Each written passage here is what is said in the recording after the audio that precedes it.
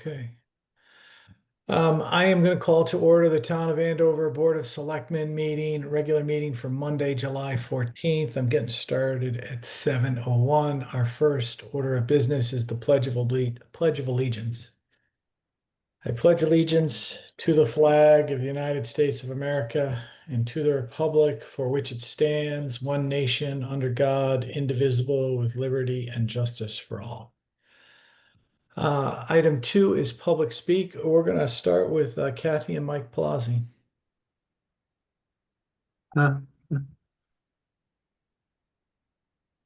Hi, Jeff. We have nothing, Tim. Do you have anything? No, we have nothing. Thank you. Okay, you got it. Elaine Buchart, we'll let you go public speak as well as your commission report. Yeah, sure. I guess the main, a lot of my stuff is part of the main agenda, so I'll go ahead and reserve it for that. Okay, you got it.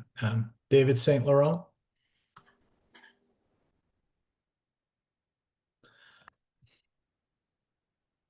I have no comment. Okay, Linda Fish. All set, thanks. Diane Grenier. Yes, hello. I hope you can hear me. We can. Okay, technology gets away from me sometimes. I'd just like to request that all the Board of Selectmen members turn their video on. I think it's very important for the residents to be able to see our Board of Selectmen in action. So if you can turn your videos on so we can all see you, I'd appreciate that. So thank you very much. Okay. Just for the record, Jeff, Carol is traveling. Oh, I understand. She's on the phone. Again, Diane, thank you. I don't usually comment on requests until later. So Haley Proto. I have nothing for right now. Thank you. Okay, Marcy Minor. No, thank you. Tara Tagliera. I might have said that wrong. I apologize. I have nothing at this point. Joanne Hebert. All set, thank you. Tess Grouse. Nothing at this time. Thank you. Linda Derrick.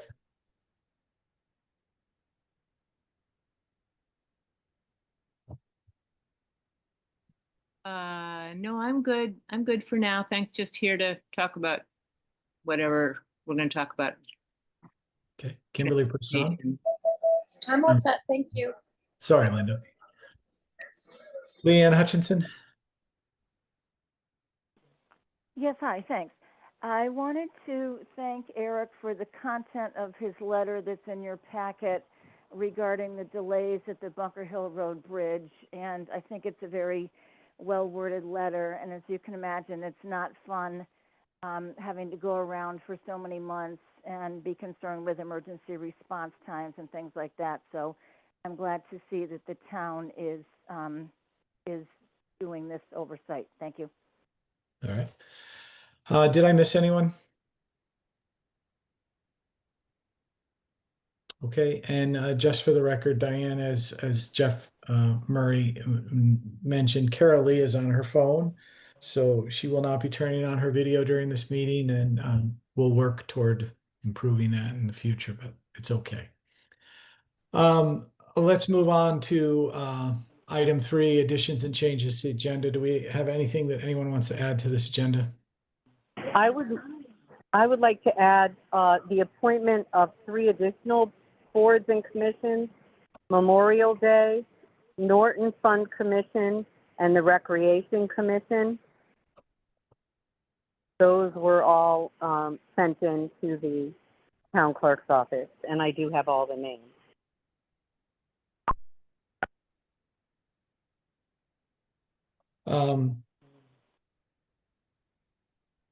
Okay, so just as a discussion of that, do we all have the names? Did they all come through in the packet? I didn't see it. I didn't see any names, even for the 2 commissions that are listed there. I don't see any of the names. I think the other names were on Elaine's letter.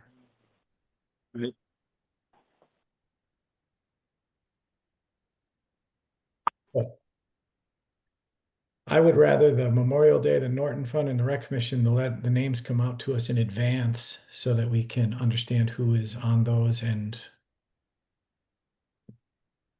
you know, that's just how I mean, I don't have an understanding of who's on those commissions.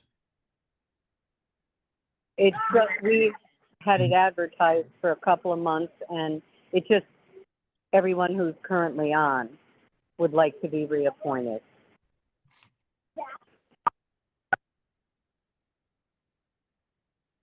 Okay, so we'll add it to,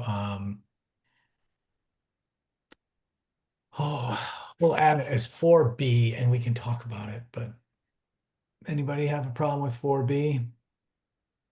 Or, I'm sorry, 5C 5C, yeah. be better. Typewriter.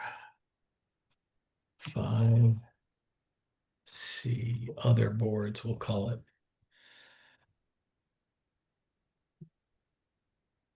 Okay, anything else? Anybody else? All right, so Carol made a motion to add other boards as 5C to the agenda for Memorial Day, Norton Fund, and the Rec Commission. I'll second that. All those in favor? Aye. Oh, wait a second. I got to do a new process. I apologize. I have to go through as each individually. There's been some issues with the person doing the minutes that they can't understand who's voting for what. So I got to go through this. I'll do a quick. Ann, how do you vote? Aye. Jeff Murray, how do you vote? No, you got to say it. He's muted. Aye. Okay. Scott Person, how do you vote? Aye. Carol Lee, how do you vote?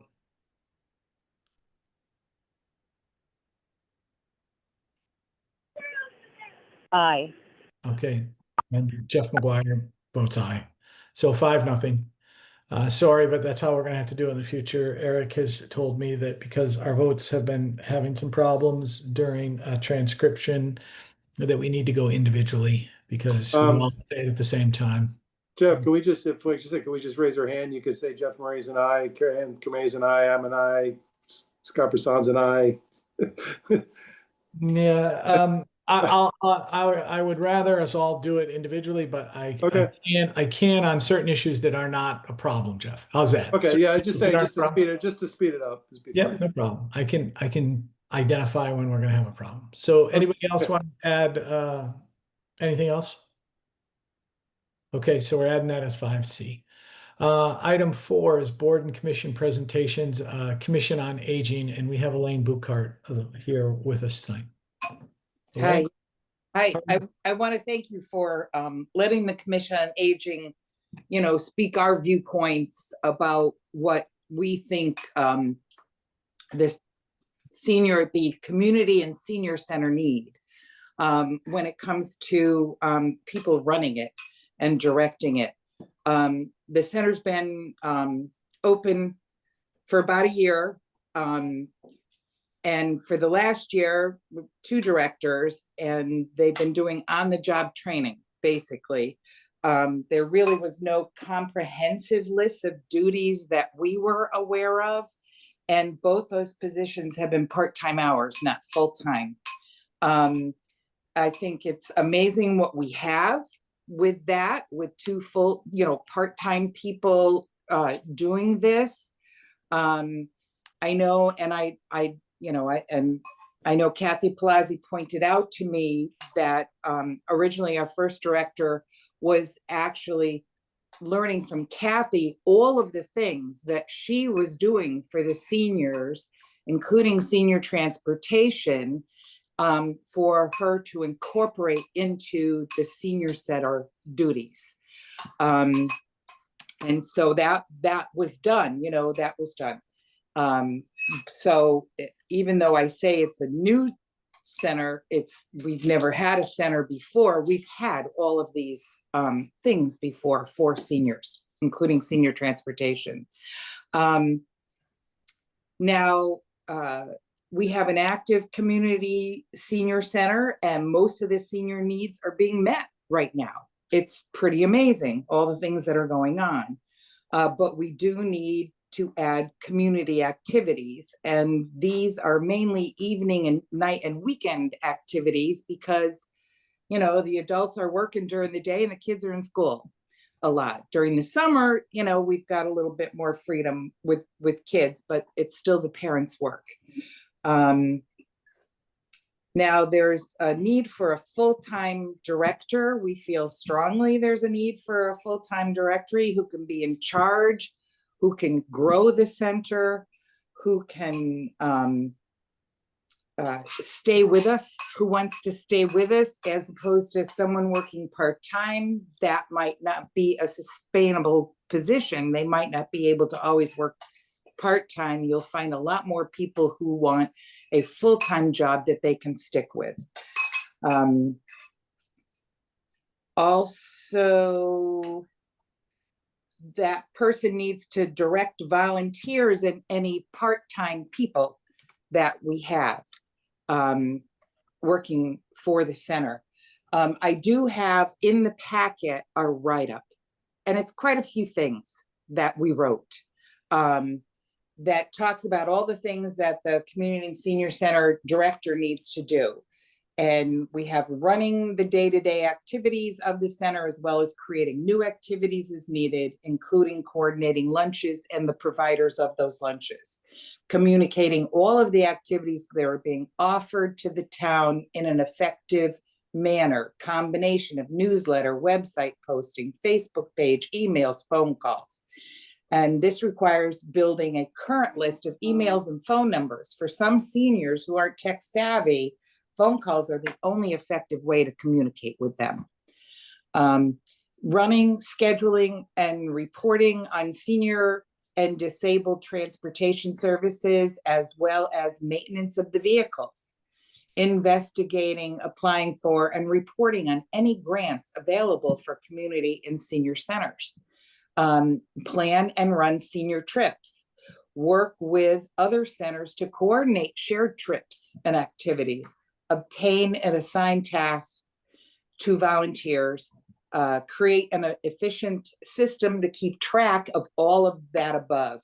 And though this Commission on Aging is supportive of the needs of seniors in the town, there are a lot of community activities that need to encompass evening and night hours when kids and adults are available. And currently the e-bike rentals are part of the senior centers, the center's director responsibility. So like I said, it's in the packet, the write-up is there. So anybody wants to look at the pack, go ahead and see that list. But I was basically just listing it for people who hadn't seen it so that they know. It's quite a job that we're asking people to do. And we would like to see it be a full-time job.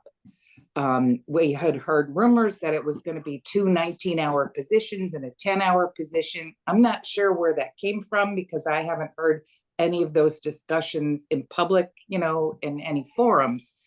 So we just wanted to make sure that people know that we're available for questioning. You know, we'd like to have our input, and this was it. That's it. Any questions?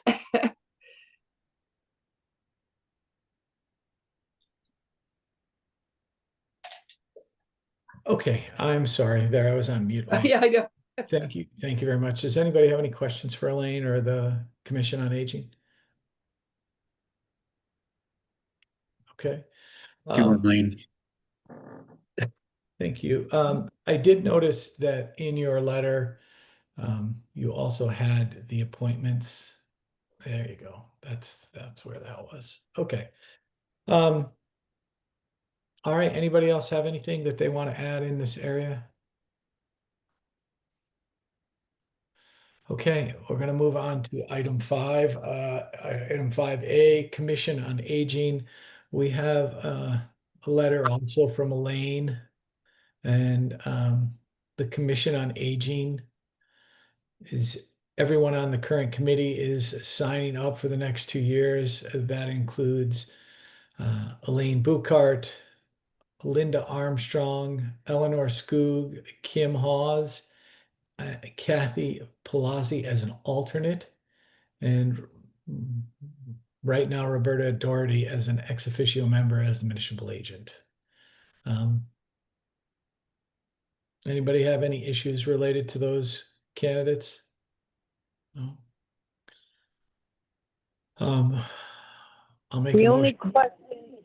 The only question I have is, did Eric check with the clerk's office to see if any other names came in for those commissions? I did check today to make sure.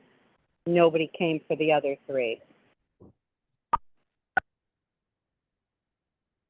No, Eric? Okay. didn't check the other commissions. Normally that gets forwarded to myself and Kate. Okay. So we'll assume that since nothing got forwarded to you, there were no other requested applicants. Does anyone have any issues with any of those candidates? I'd like to make a motion that we appoint Linda Armstrong, Eleanor Skoog, Kim Hawes, Elaine Buchart as regular members of the Commission on Aging, and Kathy Palazzi as an alternate. Seconded. All those in favor? Aye. Aye. Carol? Aye. Okay, so that vote was 5-0. All the members of the board voted in favor of appointing those members. What about, And it was seconded by Jeff Murray. Seconded by Jeff Murray. what about the EDC, Jeff McGuire?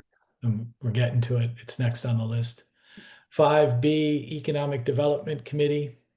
In the same letter in our packet, Elaine sat there, who's also on the EDC, sat there and let us know that all the members, current members, are also renewing. That be Beata Gadomski, Megan Lally, Patrick Doherty, and Elaine Buchart.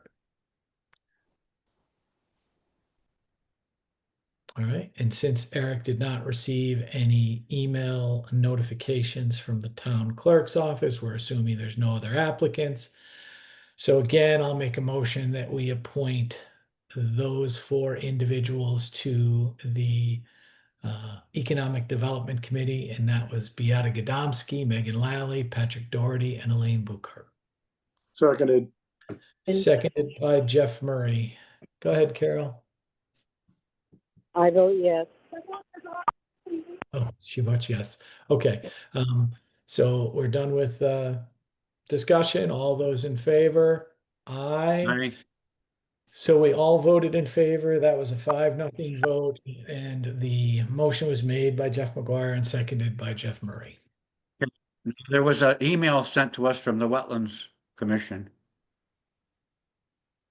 Related to? who they also had their annual meeting to elect new officers, and they're going to keep the same members.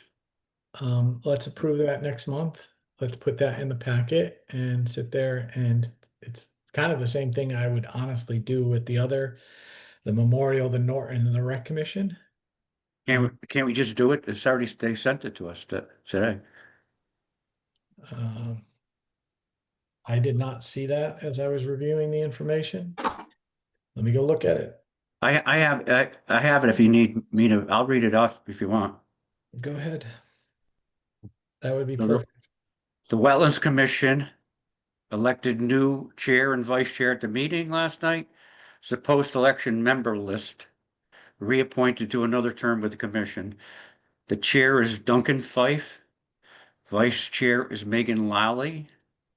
Members are Jed Larson, Janice Massey, Brad Kelly, and an alternate as William Monroe. Hey, Scott, when was that sent? Because I didn't get it either. Exactly. I got it 2:30 this afternoon from Kate. Okay. No, now I got it. I was looking for someone else. Okay, I got it too. Yep, I was looking first. I didn't look at it from Kate. Okay. I have no problem with that. So are you making a motion to appoint them, Scott? I'm making a motion to appoint these new members. You want me to read them again, Jeff? No, I got it. Chair Duncan Fife, Vice Chair Megan Lally, members William Jed Larson, and Janice Massey, and Brad Kelly, alternate William Monroe. Second that. Oh, you made the motion. Yeah. I'll second that. And Ann Creme can seconded second it. it. That's perfect. Jeff can second it. No, Ann Creme seconded it. All those, any further discussion? All those in favor? Aye. Aye. You voted Yeah. 5-0 on those members. Carol, let's go through each one of these other groups. So let's start with the Memorial Day Committee. So you can make a motion, read the names so we know what we're looking at. Okay, so I make a motion to reappoint John McCall, Louise Goodwin, Bob Post, Kim Hawes, and Carol Lee to the Memorial Day Commission. Who's going to second that? I'll second it. Jeff Murray has seconded that item. Further discussion? All those in favor? Aye. That vote was also 5-0. Motion made by Carol Lee, seconded by Jeff Murray on the Memorial Day Committee. Carol? Norton? Okay, so for the Norton Fund Commission, I would like to reappoint Louise Goodwin, Charlotte Nelson, William Penn, and Heidi Zeta Fontes.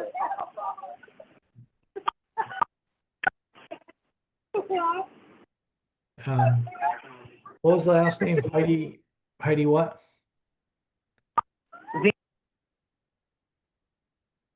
Okay. Does anyone else know that individual? Ann? No? Okay. Heidi Lita Fonses. As I could get. Okay. Someone want to second that? I'll Second it. Oh, we'll give it to Ann this time. Ann Creme seconded that one. Further discussion? All those in favor? Aye. Aye. Aye. The vote was 5-0. The motion was made by Carol Lee and seconded by Ann Creme to appoint the Norton Commission. Carol, please make sure you get the Heidi's last name and spelling to Eric. Carol, Rec Commission. Okay, and the Rec Commission, I'd like to reappoint Anne Marie Daigle, Bob Post, Kim Hawes, Cindy Murray, and Carol Lee as regular members, and Linda Armstrong and Megan Lally as alternates.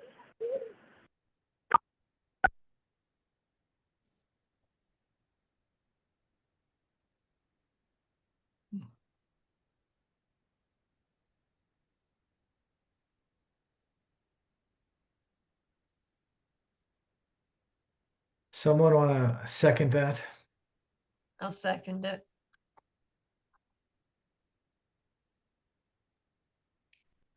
So that was Anne Marie Daigle, Bob Post, Carol Lee. Who else? Cynthia Murray. Cynthia Murray. Kim Murray. Cynthia Murray, I'm sorry. And the alternate was Megan Lally. And Linda Armstrong. Linda Armstrong. Okay. All those in favor? Aye. Aye. I'm Jeff. I'm going to abstain. I'm going to abstain from this vote. Okay. I can understand why. So the vote was 4-0-1. Everyone, Ann Creme, Carol Lee, Scott Person, Jeff McGuire voted in favor, and Jeff Murray abstained. Okay. We're going to move on to item 6, resignations. Tom Pearl, Armentator 3 at Department of Public Works, resigned last month.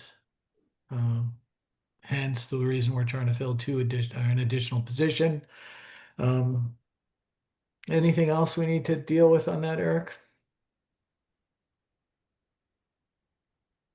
Eric, you're on mute. There you No, go. there's not. Okay. Jeff, just to give you a heads up, we did, Carol Lee and Creme, Scott Person and myself did meet with Public Works last Friday. And we discussed the positions, so we have the hiring committee has a pretty good idea what the skill set we need going forward for the open maintainer position and for the Public Works Director. Okay, so just for an understanding for the public, the hiring committee met with Public Works and Ann Creme and Carol Lee attended. Yes, correct. Okay. All right. So I'm glad that meeting went well. I look forward to the hiring committee's recommendations. Okay, town administrators report. Eric, you're up. Okay, so there hasn't been a ton that's changed since the report that I've submitted. As far as the resident trooper goes, they did catch the individual that burglarized Andover Landscaping and Andover Plaza multiple times.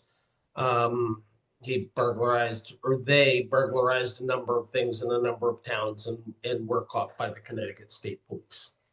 So that is that. We have had a bunch of complaints about dirt bikes on the rail trail lately. The resident trooper has a couple lines on individuals that he is questioning related to that. That's basically all I wanted to talk about, other than the items that are still on the table from the Capital Improvement Planning Committee. And they are namely the request from the fire department regarding SCBA. In your packet, you'll notice there's another request from Wally Barton that got discussed by both Board of Selectmen and Board of Finance, but no action was taken. And I think you owe the fire department a up or down vote on that, one way or the other. Both commissions do, so they know where they're going with that. I also put in the packet a preliminary financing option from M&T Bank. Per the board, excuse me, for the Board of Fire Commission, they are going to look at the vehicle, and I think it's South Dakota, at the end of this month, do the on-site inspection at the factory, at which point the vehicle will transit to Connecticut. Still anticipating having that in place at some point in August. So we have about a month to work out the final financing arrangement. So what we need is approval by the Board of Selectmen. The town has already approved the concept of financing the vehicles, but they didn't have final terms because it was too early in the process to have that from the bank. So I put that in your packet, presuming that the board is okay with it. We will proceed with the bank and work out final terms with M&T Bank. So those are the two kind of important items as far as the CIP that the Board of Selectmen needs to weigh in on. And I'll certainly answer questions about those or any other things that the board wants to discuss.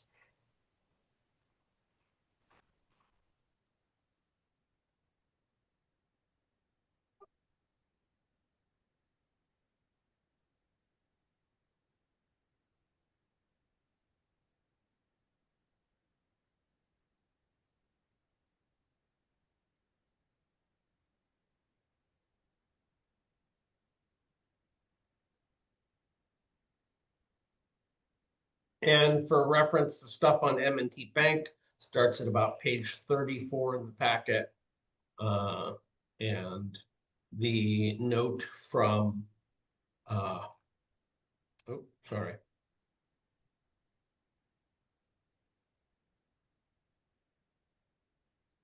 And we seem to have put the note from the fire commission regarding the SCBA in the wrong spot in the packet, so my apologies for that. The only other question I wanted to discuss as part of my report is we get money from the state of Connecticut every year back for the NIPS. Those are the little bottles of alcohol that are supposed to be going to some sort of program to alleviate litter in the town of Andover. And so I'm looking from ideas from the Board of Selectmen on what a reasonable method of spending that money and what your priorities are in terms of litter that you want to see accomplished with that money. It's about $3,000 a year, roughly. And we need to notify the state of what we're going to do with those funds. Eric, So you may want to reach out to Colchester, because I was talking to somebody in Colchester, and I guess they hire students or somebody to go around and clean up the side of the roads with the money. So they use it to pay per hour to go around and just clean up nip bottles and garbage and things. I guess it's very successful from what I've heard. yeah, I mean, we've contemplated that, and also reaching out to the CART program, whether any of their members want to earn additional money by picking up roadside trash. Yeah, My I mean, we can concern is that leave it open just- to them too. It's just, I Yeah. don't know how they have it structured, but I guess it's a pretty successful model, so we could mirror it and probably, not have to go through too much heartburn getting it going, so. Yeah, my concern is strictly the liability of having a bunch of people on the side of the road. Even. Okay, well, maybe they have an answer for that, but. Sure. I actually like that idea. We could sit there and spread the money around to Groups, Boy Scouts, if Boy Scouts want to go and do a cleanup, we can get them stipend, donation. Eric, I was on mute, I guess. On your report, you have a lot of initials. Can you help me out? SDS work plan stands for? Oh, that's just chemical. SDS is the name of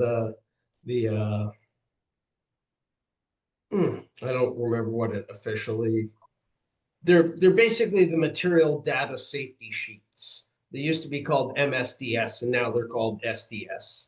So MSDS sheets, got it. It's a work plan.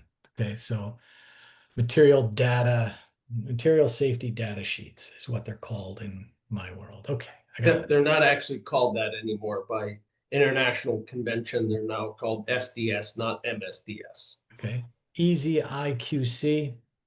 So that's a procurement program that is run through the COGS, the Capital Region Council of Governments.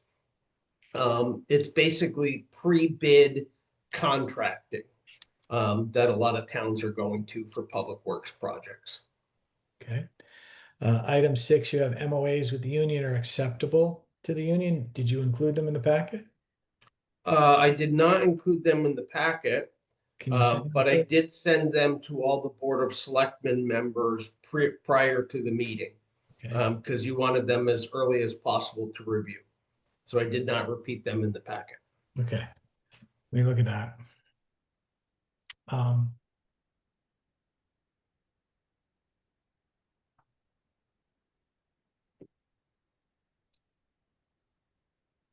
But I am looking to get those signed as soon as possible. So I was assuming if the Board of Selectmen didn't have any particular objections to them, I would sign them with the union probably tomorrow. Okay. Let me look at that one. Let's talk about the SCBA, the scuba. First of all, I thought we were in improvement of that, but the only issue that I thought was out there related to those units was how many units we were buying. And had that all been approved. So what you're saying to us is the final number never got to the Board of Finance. Well, the final number got to the Board of Finance, but I don't think the Board of Selectmen it seems to me per our policies that both the Board of Selectmen and the Board of Finance Need to, have to be in agreement with the purchase. And I, I don't believe either board has ever actually voted on that. And I can't proceed towards authorizing any kind of purchases until that happens. okay. So at our next meeting, we need the final version of this and we need to vote to approve this. Okay, And then it's still going to be held off to next year because it's not in the current budget. it's a capital item that the money is in the capital fund to fund. It is in the capital fund. So we Yes. put it there, we just have not approved its use. That's because that's what I'm having a tough time in my memory. I'm like, I thought we approved money for this. I thought we So approved this, but you're saying we haven't approved the final acquisition. Correct. So there is sufficient money because that fund has been accruing for a while to pay for both the first payment on the fire truck and purchase the SCBA. Without any doubt, there's plenty of money to do both those things. So presuming you're going to utilize a 10-year lease and you're going to authorize the SCBA, there's currently enough money in that fund to support both. Okay. But it just And- needs authorization. And then we have been saving money for this new truck at a rate equivalent to what the M&T Bank payment is. Correct. Okay. And just for the record, what have we been saving every year for? How much? Well, it varies from year to year, but lately we've been saving, I think it's 135,000. I can check real quick. Okay. And so the M&T Bank number was somewhere around $117,000 for a 10-year period. Let me look. That's in your packet. Yeah. Yeah, it's 107, 100, call it 118,000. Okay. 117,780. Okay. All right. If you can get the final information for the SCBA, we should approve that at our next meeting. Anybody have a problem with waiting till next meeting? We're good? Okay. As far as the M&T Bank financing, is there anything that you want us to do related to that other than you would like us to approve the potential usage of M&T Bank to finance that truck? What would you like from us? Yes, this is a better deal than the other financing offer. So we would prefer to use this one rather than the preliminary one we gave at the public meeting last spring. Okay. This spring. Then I make a motion that we utilize M&T Bank to finance the purchase of the fire truck for the Andover Fire Department at an annual payment of $117,000, 700 and $780.52 per year. I'll second. Second there. All right, we'll give that one to Scott Persona. He seconded that. Any further discussion on the use of M&T Bank for financing? It's at an annual rate of 4.576%. Okay. All right, no further discussion. All those in favor? Aye. Aye. All right, so that vote was 5-0-0. Everyone was in favor. Jeff McGuire made the motion and Scott Person seconded it. Eric, there was one other item that you wanted us to address. It was the NIP money. So you're going to come back to us with the use of a program. I mean, can we put that into the CART fund and then spend it out of the CART fund in that manner? We certainly can. We've done it before to prop up the cart fund. Yeah. But the question is, what do you want to accomplish with it? Pick up nip bottles. Not just nip bottles, pick up all trash. Trash, yeah. I mean, we're not gonna have them go out and just look for nip bottles and, if you're gonna do it, you should have um, the different neighborhoods in the community that, let's even say it's different neighborhoods in the community that people can walk reasonably well. We don't want them out on Route 6.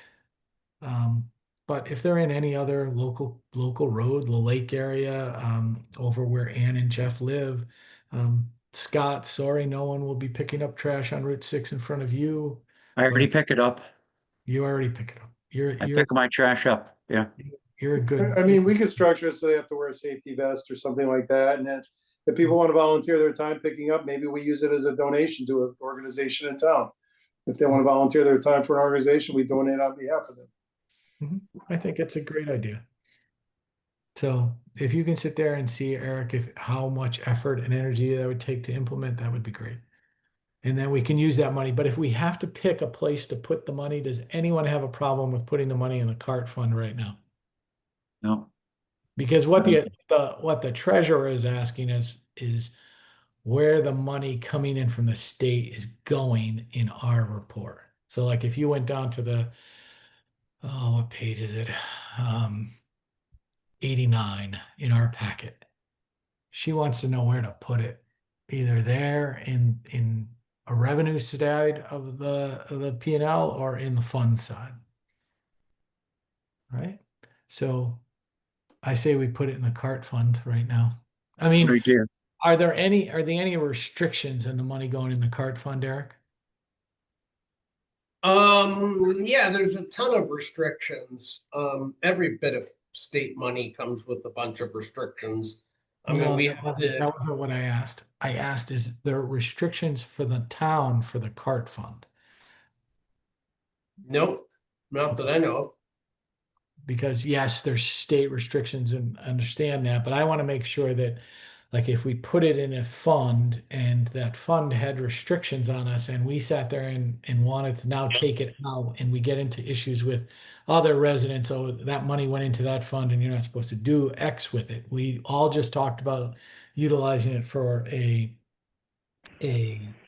um, a litter cleanup program, which I think Jeff Murray's idea is a great idea. We should try to implement it. I think the cart fund money though, unless there can be a separate pocket in there, that's divided by 3 or 4 nonprofits in town who volunteer to sort the cans and bottles and then bring them to the redemption center. So just wanted to point that out. I mean, can we create a road cleanup fund or something and just put it in there? Roadside cleanup fund? Oh, And we then- can just do it right now, it can just sit as a sub fund in the cart fund. That's not a big deal. I just don't want to create, I don't know I know Mike Plazzi was, but I don't know who took that over. I just don't want to create a nightmare for whoever's got to implement those funds. If they have to start divvying out money to different groups because of it. It's a lot of additional work for somebody that's already probably volunteering their time. Oh, I'm not assuming we're gonna have somebody. I mean, we would have to make a town employee, give a town employee the responsibility of managing that. Yeah. Can we just put the money in the general fund?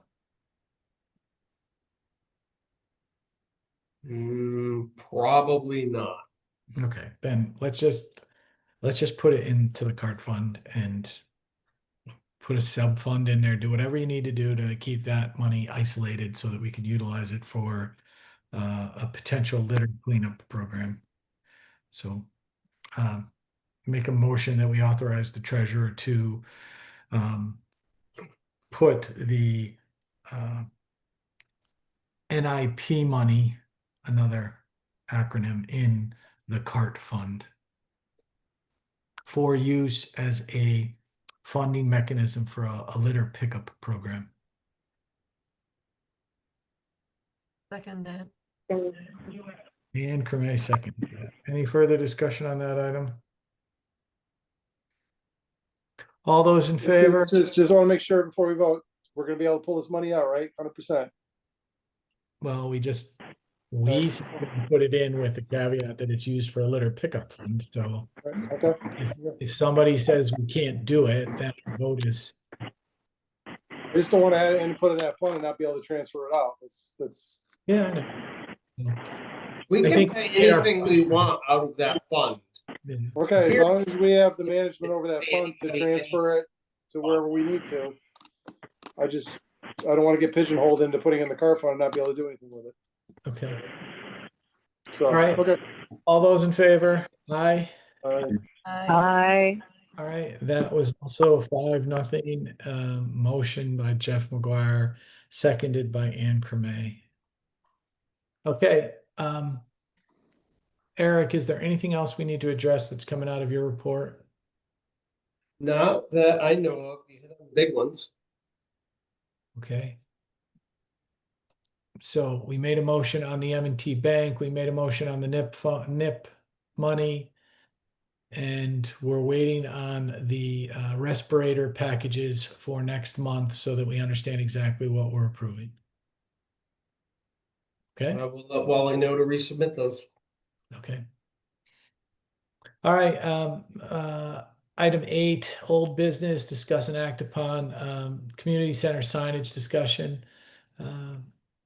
Elaine Buchart has been working with Art Signs out of Ellington on the Route 6 signs. Art came by the town hall today and he provided a drawing of a sign that mimics the top of the Route 6 signs for the community center wall. I sent an email to the board members before this afternoon related to it. Just take a look at it. He has not provided us with a cost. And so if everybody can sit there and look at it like visually, if they think that they're happy with it, let us know. I'll be communicating with Art, or Elaine will be communicating with Art, but he was nice enough to come out this afternoon and discuss it. So my preference is the one on the building because it just actually marks that building as the community and senior center. If we just put it in the circle, it's kind of general, so we don't really. If you just tag that building with that sign, I kind of like it right on the side, and plus it's out of the weather as well because it's under the soffit. He was looking for 2 signs actually. What he was saying was he wanted the one on the wall on the side of the building was definitely something that we needed to do, and then he was recommending one by the road because there's no. I mean, listen, the fire department has a sign out in the road and the school has a sign out in the road. The town hall does not have a sign out at the road. And now with the community center, we don't have one at the road. I mean, if you were going to do it, and I had that discussion back and forth with them, you almost got to do Andover Town Complex and have, town hall. Because if you look at the side of the town hall, which I did with Art today, it doesn't say Andover Town Hall. It says Town of Andover. And underneath that is the state trooper sign. So it's something for us to think about if we want to sit there and put a sign by the road, but that wasn't what we were. That was not what I was driving at with him. He made a presentation to put something like that at the road. Okay, So, I like the sign on the community center. I like the illustration there. It was decent. Yeah, it was very tasteful. And then you guys got my email today. Is there any way, like these signs that we already put in, is there any way we can maintain those signs that we already have? Because the grass around the sign on Route 6, it's about knee high right now, and it does not look good. We really need to keep that trimmed and maintained. We will sit there and get to that, Jeff. And I know that Kathy DeRozier is working on she has been working with Eric to sit there and deal with beautification on that sign. I know there was some discussions with the state, and Eric, correct me if I'm wrong, there was some discussions regarding the state, regarding a wall to go around that, and we couldn't do it because it would create a traffic impediment. So they're working at different solutions as to what they can do around that, but that is something that hopefully gets done sooner than later. And Eric, Jeff is right. Please sit there and go have the guys from Public Works go and deal with that. And while we're at it, I know that the Beautification Commission does a lot of work around the town hall, but if they could, there's some areas around the town hall that could use a little bit of weeding, and it would be beneficial. Also around the town hall, just so everybody's aware, the lockers did go up. The concrete pad was poured. They're in the back near the area that we had designated during our last visit there. So when you get there, check them out. They are kind of big. All And we're right. glad we put them over the hill. They are down in the corner. Okay. So who do you want to mow in front of or weed in front of town hall? You want me to ask beautification to do that? Is that what you're asking for? I'm not asking, I mean, if you want to, you can let beautification know, and if they did it, great, but if not, have the guys from Public Works do it when they're up at the town hall at some point in time. It's just a little area at the front door, Eric. I could have done it. I was gonna do it, but I had to leave. So, and if you want me to, Eric, I'll go down and I'll take those weeds out there. You're talking about the crabgrass and the weeds in the front. Yeah, that's it. Yeah. You saw it as well. So Yes. if I saw it, then the community sees it, you know. Half of it we just need to sit there and deal with ourselves. It's kind of like the hilltop on Route 6, Eric. I know you do it every quarter. It still looks like a terrible spot. So, okay, we'll move on. So what are we doing with the sign now for the building? Is it gonna go up like that or what?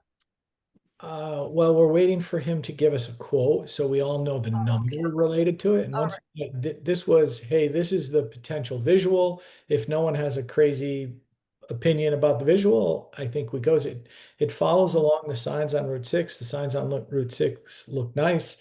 I think it'll blend in. It'll match what we've been doing, what was done on Route 6. So I say we go with that design. We just got to wait for the number that he tells us. And if we have to negotiate with him, we negotiate with him. And then we vote on it next meeting. So we spend the money. All right. Why don't you just authorize it up to a certain amount of money, and if it comes up less than that, then we just do it. Well, why don't we let him come back to us, and then we sit there, and even if we have to sit there and send around an email, we send around an email saying, this is what it is. Here's the quote. Are you in favor? Yeah, I would personally like to see a quote worked up without a dollar value assigned to it. Me as well. Item 8B, Bunker Hill Bridge update. Leanne Hutchinson noted Eric's letter in the packet. Obviously, Eric's been some delays down there. What are they telling you? Have they responded to that letter or? Oh, they've responded. You saw also in their packet their 2-week proposed schedule. It's really just the fact that the NJR themselves has been doing a good job. They have one sub, the sub that's doing the micropiles, has been extremely delayed. At this point, it's probably not pushing the project back into a second construction season, but I'm nervous that we're starting to get close. So we're all trying to hurry up the sub so that we get this done. Well, in addition to that, there's also a pending change order. What's the status of that pending change order for $51,692? I haven't officially gotten the change order to sign off on. So you understand what the issue is. The CD McGuire, which is the company that designed the project to begin with, is responsible for reporting out all the material quantities in each subcategory. They blew the estimation for the amount of structural steel structural rebar that was needed for this project by a factor of 2. Alan, the construction inspector, thinks they actually only submitted it for one of the 2 bridge abutments, not both. And as a result, there's a considerable difference between the quantity originally quoted and what was actually had to be ordered for this job. That accounts for the change order. That will be paid for the state. It won't be paid by the town in the end. You know, and we've had that was a discussion point of the last meeting. And both the state of Connecticut DOT engineers have verified the amounts as a construction inspector. So the contractor isn't overbuying steel. The original designer underestimated the amount of steel that needed to go in the structure. So that's what accounts for that. But of that 51, well, this is a 100% project. So Yep. I guess I'm worried about something I shouldn't be. Okay. Well, it's all tax dollars. It's just not town tax dollars. Well, in this meeting, that's what I'm worried about. On my personal side, I'll worry about what I'm paying federally and state. So, Understood. Okay. Item 8C, the OSHA update. Okay, so you guys all saw the information at the last meeting that we had managed to negotiate the fine for our violations down to roughly half of the, well, exactly half of the original amount. So we ended up paying a total of around $2,100 to the state in fines for OSHA violations. Subsequently, we met with the OSHA occupational safety officer, the 2 training officers, you know, and requested their guidance on working out the work plans and the paperwork aspect of the violations. So that is ongoing. We have to rewrite a series of procedures that we had that don't meet their standards. They gave us some templates to work off of, which helps. That'll take the next couple months of time to work on, but we're well on track to meeting our final obligations to OSHA and to Con OSHA. So that's well underway. You know, in the end, the fines that we paid were about an order of magnitude less than what I anticipated we would pay based on what's happened to some of our surrounding towns. So overall, we did very well with OSHA, but I don't like paying anybody any money. So it still irritates me that we wrote them a check for a couple $1,000. That check. The reduction in the fees and the fines is basically the right number. You usually only get down to 50% of the total. The $4,000 as a total, in my world, is pretty good. You know, the town actually did a pretty good job considering what a small town we have and where we're at, and comparatively to what a town like Columbia or Hebron had to endure related to this. And this is something new because I don't think anyone on this board, and Carol being engaged much more for much longer, I don't think we've ever had an OSHA inspection before. Do you remember one? We have a Public Works, but we haven't at the other buildings and other entities. How long ago? There's notes in the file from 2017 of an OSHA inspection. Okay. All right. Yeah, Jeff, we did very well with that. Yeah. We did extremely well. Extremely well. I mean, for people that don't understand OSHA and what they do, well, there's a lot of changes going on in federal government and why they came out and, you know, all that other stuff. But OSHA, when they come out, they're coming out for a reason, and they're coming out to make money to pay for the the inspector and all of the other costs. So they're usually not lenient. They'll usually give you a 50% reduction in the fines as long as you're cooperating. But, as I told Eric, that was the best you could. If we got a $4,000 fine and we got a $2,000 reduction, that's as good as we're going to get. So Yeah, kudos for the corrective actions. yeah, exactly.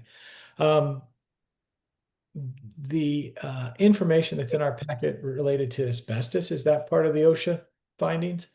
That is one of the citations we had, is that none of our buildings have asbestos work plans. So we paid Mystic Air to develop asbestos work plans and do asbestos evaluations for the town buildings.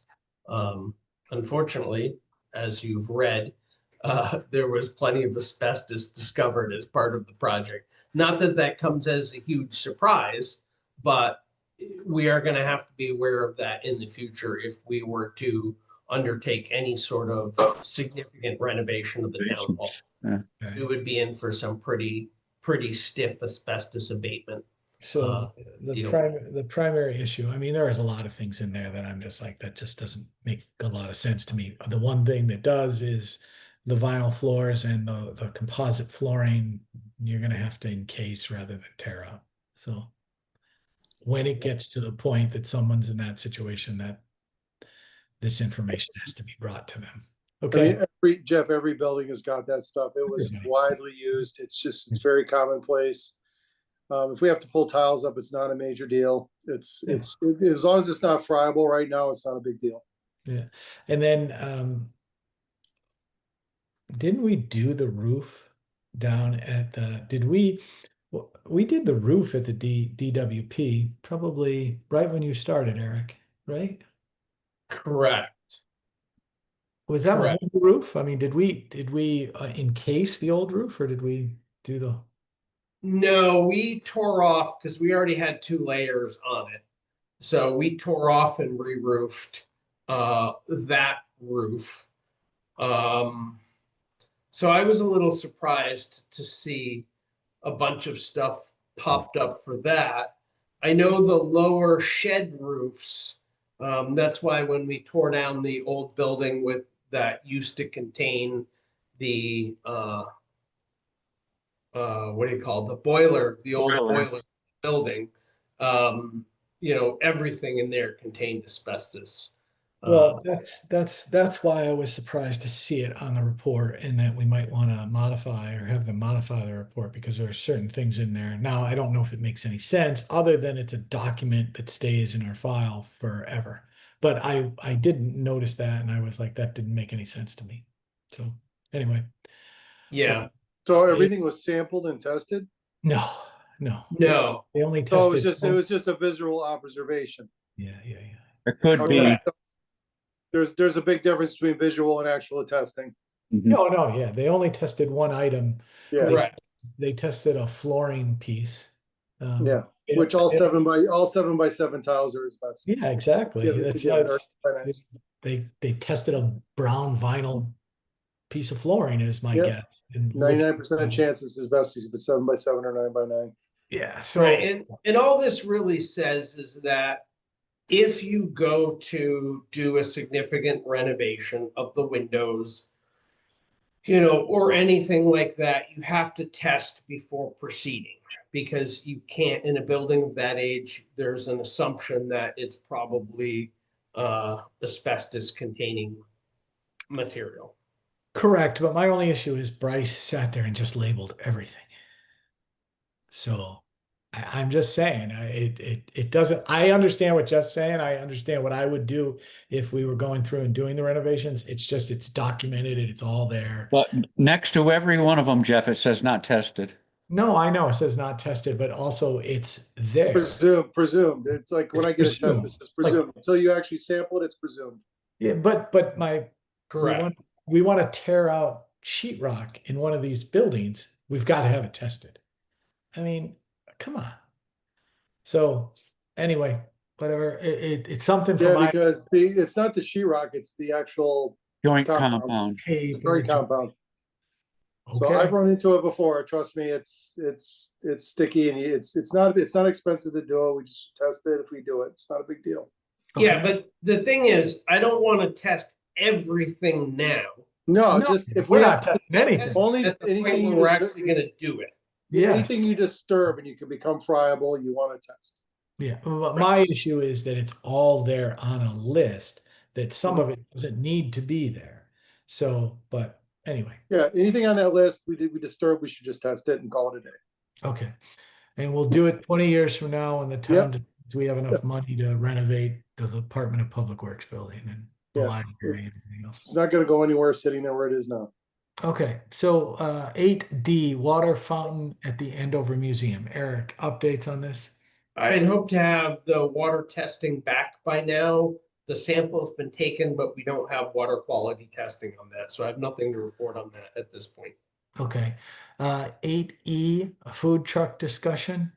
In our packet, there was discussions as to what to charge the individual. Is the individual still in the process of doing what she would like to do, or where are we Well, at? she is on, Janet Stepanitis is on this call. So at the last meeting, you asked me for more information on what the charges should be for a food permit, either daily or longer. So I use CCM's information service, and they're all over the map. Towns go from somewhere from $50 a year to $50 per event day. So somewhere in there is what is being charged now. The question becomes, from my perspective, is what is your objective in doing this? Are you trying to provide a service to the residents by having food trucks at events? Or are you trying to make money? And therefore, that kind of leads to what you want to charge in terms of a daily or a longer term rent. Well, we weren't trying to do anything related to this. There was a proposal put in front of us that an individual would like to sit there and set up a food truck on town property. So, Correct. It would be nice in an event if there was a food truck down at an athletic event or at a community event and it was potentially there. So the question is, what's a reasonable rate per day to allow someone to set up there? I mean, in the past, when I first got on the board, there was a chicken truck next to where the Andover and Over is. And over and over. Yeah, I forgot Correct. the name. Chicken Cluck or Cluck. I forgot the name. What did they charge them? I could not find any paperwork on that. That was predated me.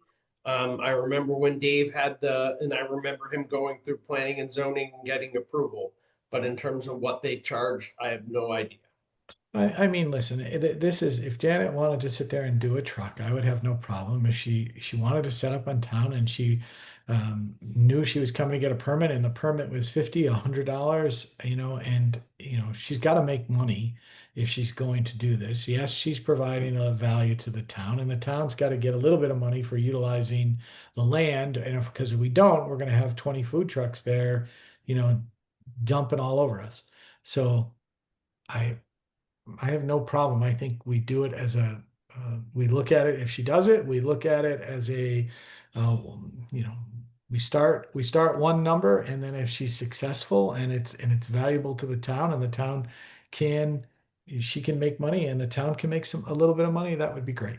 I don't think we need to decide it right now, unless. Are we going to make it a policy? Because we need to leave it open to everybody. We can't just leave it open to one person. No, we do. We would need to sit there and say, this is the town policy for food trucks. For food trucks. If you want to set up on town property, this is it. Or you want to get a permit to have a food truck in town, this is it. But we also don't do anything related to Tom's, right? It is Tom's, right? Yeah, well, so He's not on planning and zoning. He's on private property. private property, and Tom's has gone through the zoning approval process. And they've granted a permit for that food truck in that location. Okay. That was on private property.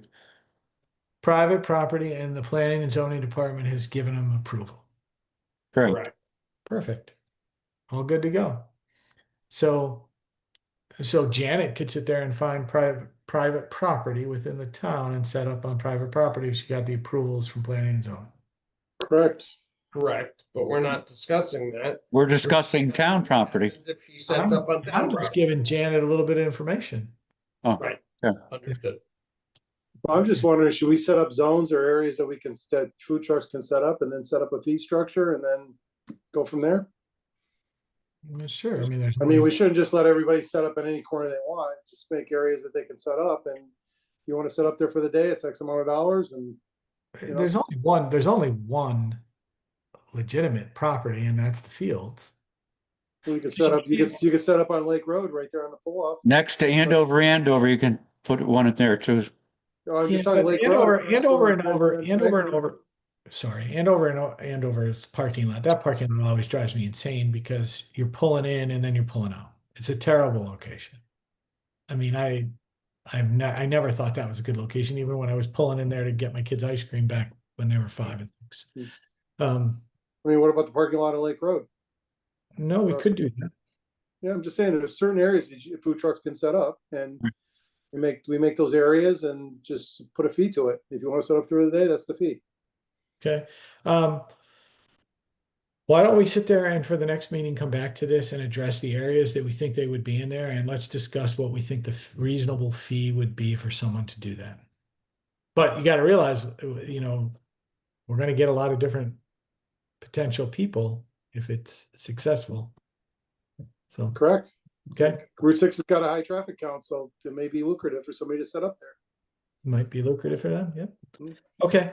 So let's identify the areas, and Jeff and Scott, the town, where people would want to be. And then we should put it out to the public and let them have some input in that, because obviously, down at the bottom of Lake Road is the An end excellent spot there. Yeah.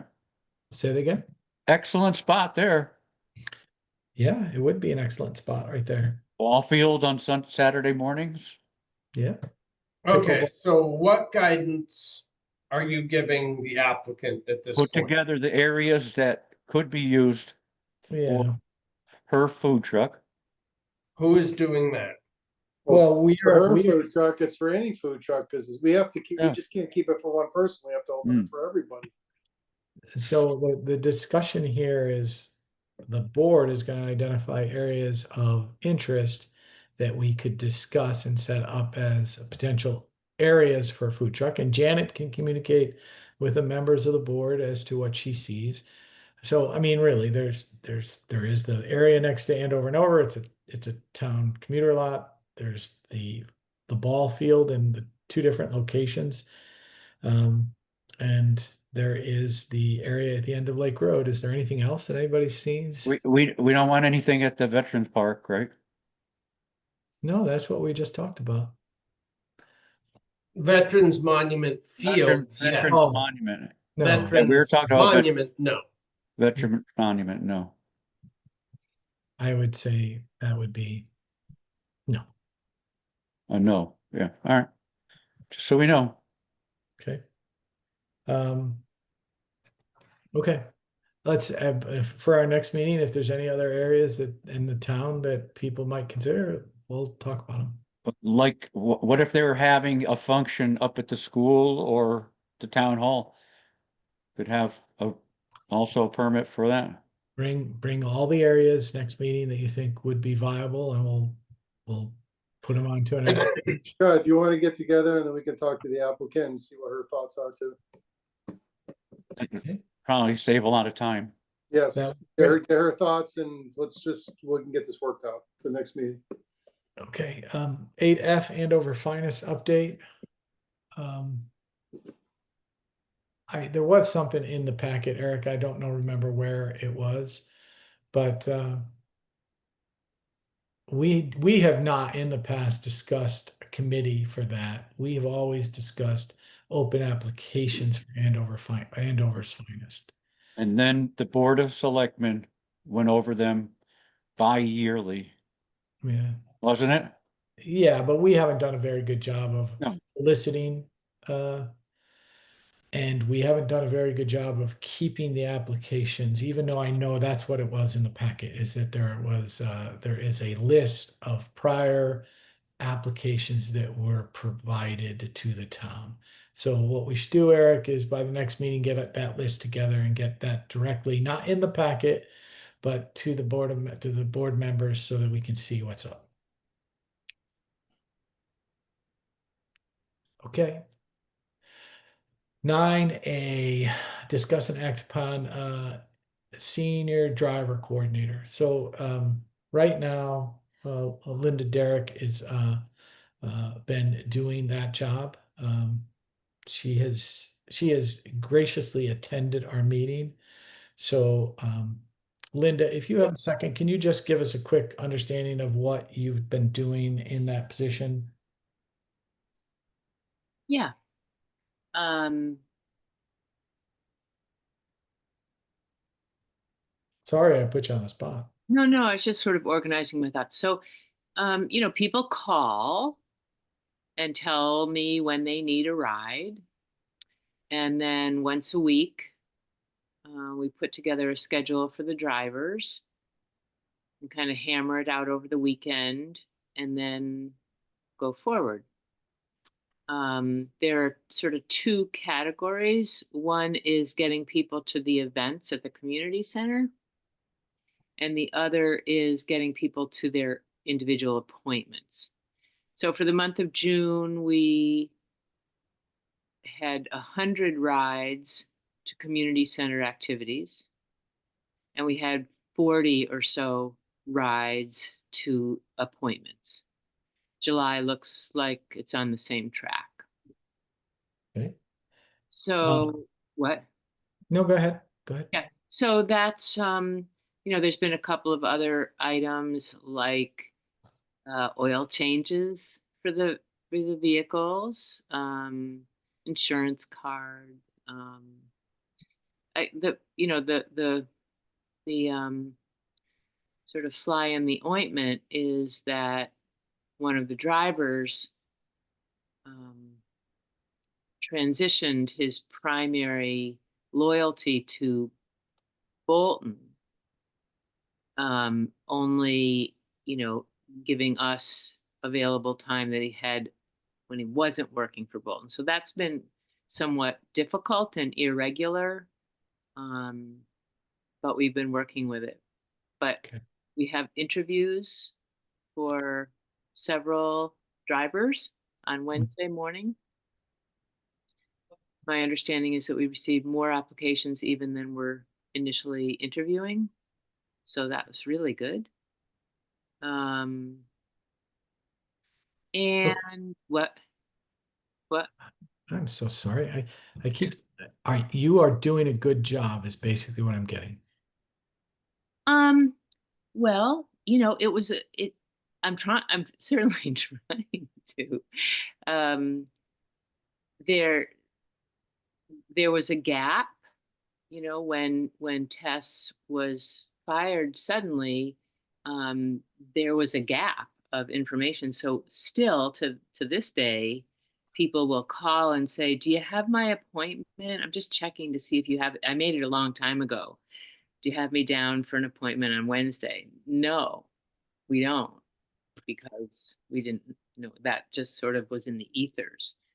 So luckily, most people have the kind of, intuitive sense to give a call and check in. But on a rare occasion, someone will be like, "You didn't come get me," but we didn't know. So that's been I hate that, really.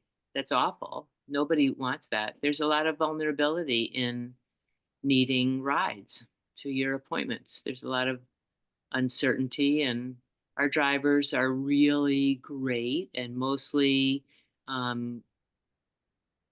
the procedure is that they call people the day before to confirm and reassure. So I think, yeah, I think our program is great. I think we need more drivers to be reliable and also to get around to everything. There's a few things that I'm having to say no to this week. Next, one other driver's on vacation. So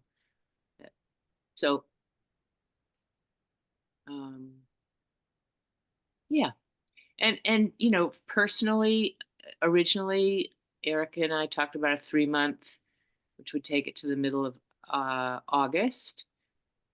But I also said, while the director role is sort of forming, I will continue to do it now that I kind of have it worked out, pretty much have it worked out.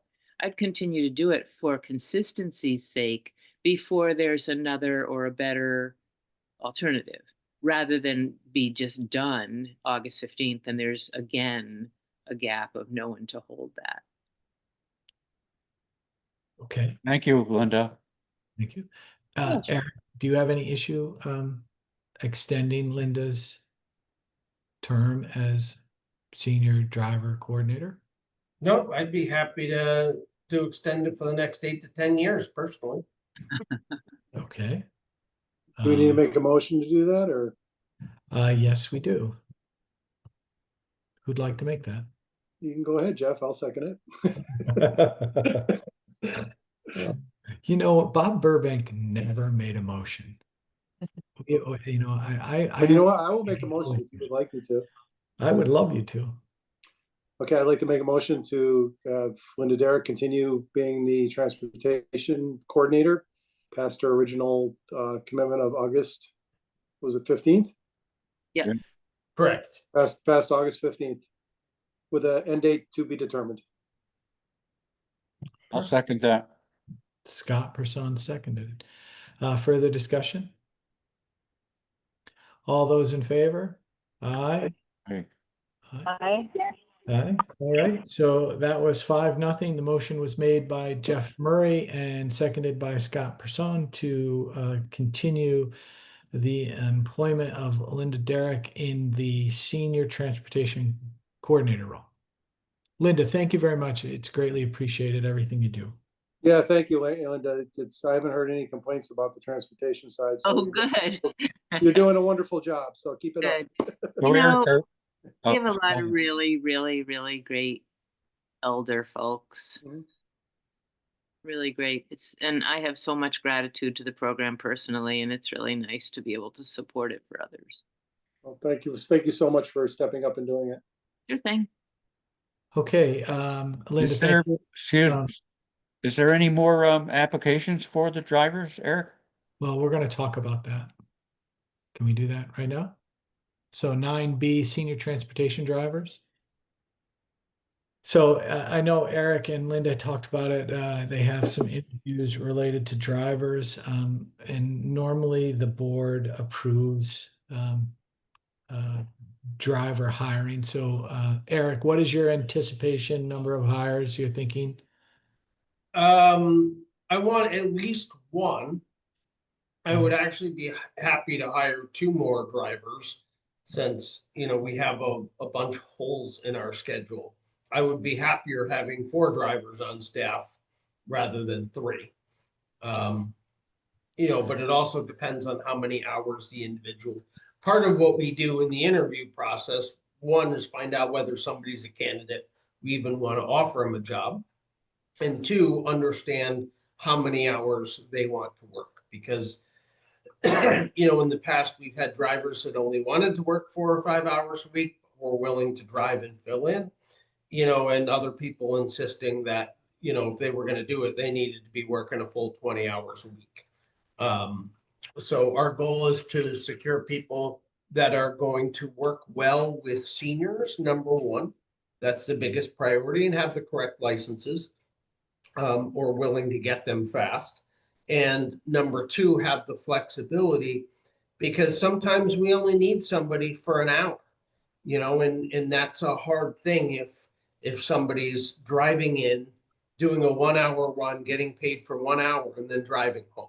So it's always been a hard position to fill because it's been so variable. So that's what we're trying to do, basically. And myself, Haley, and Linda Derrick will be the 3 interviewing. Okay. Unless, of course, the board has an objection to that. Well, Eric, how many hours do we need to fill as far as just a general weekly for drivers? So right now we're making up for Ricky, and Ricky pretty consistently drove about 20 hours a week. So we have about an extra 20 hours of driving a week we're trying to fill. And also, can I just add, Susan Camerata is not going to continue doing the school bus gig next year.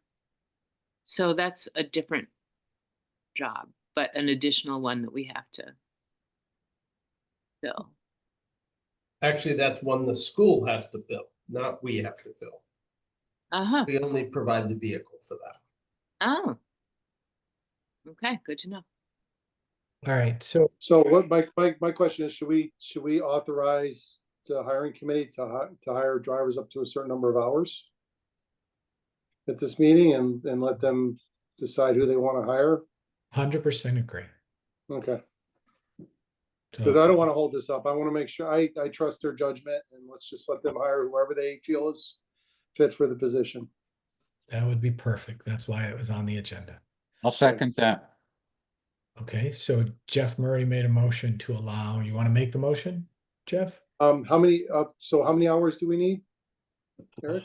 So, I mean, it varies all over the map depending on what's going on.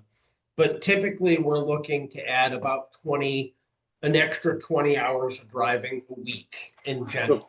So if I make a motion, that will be sufficient. Well, Well, going forward, it's not going to get less. yeah. Okay. Right.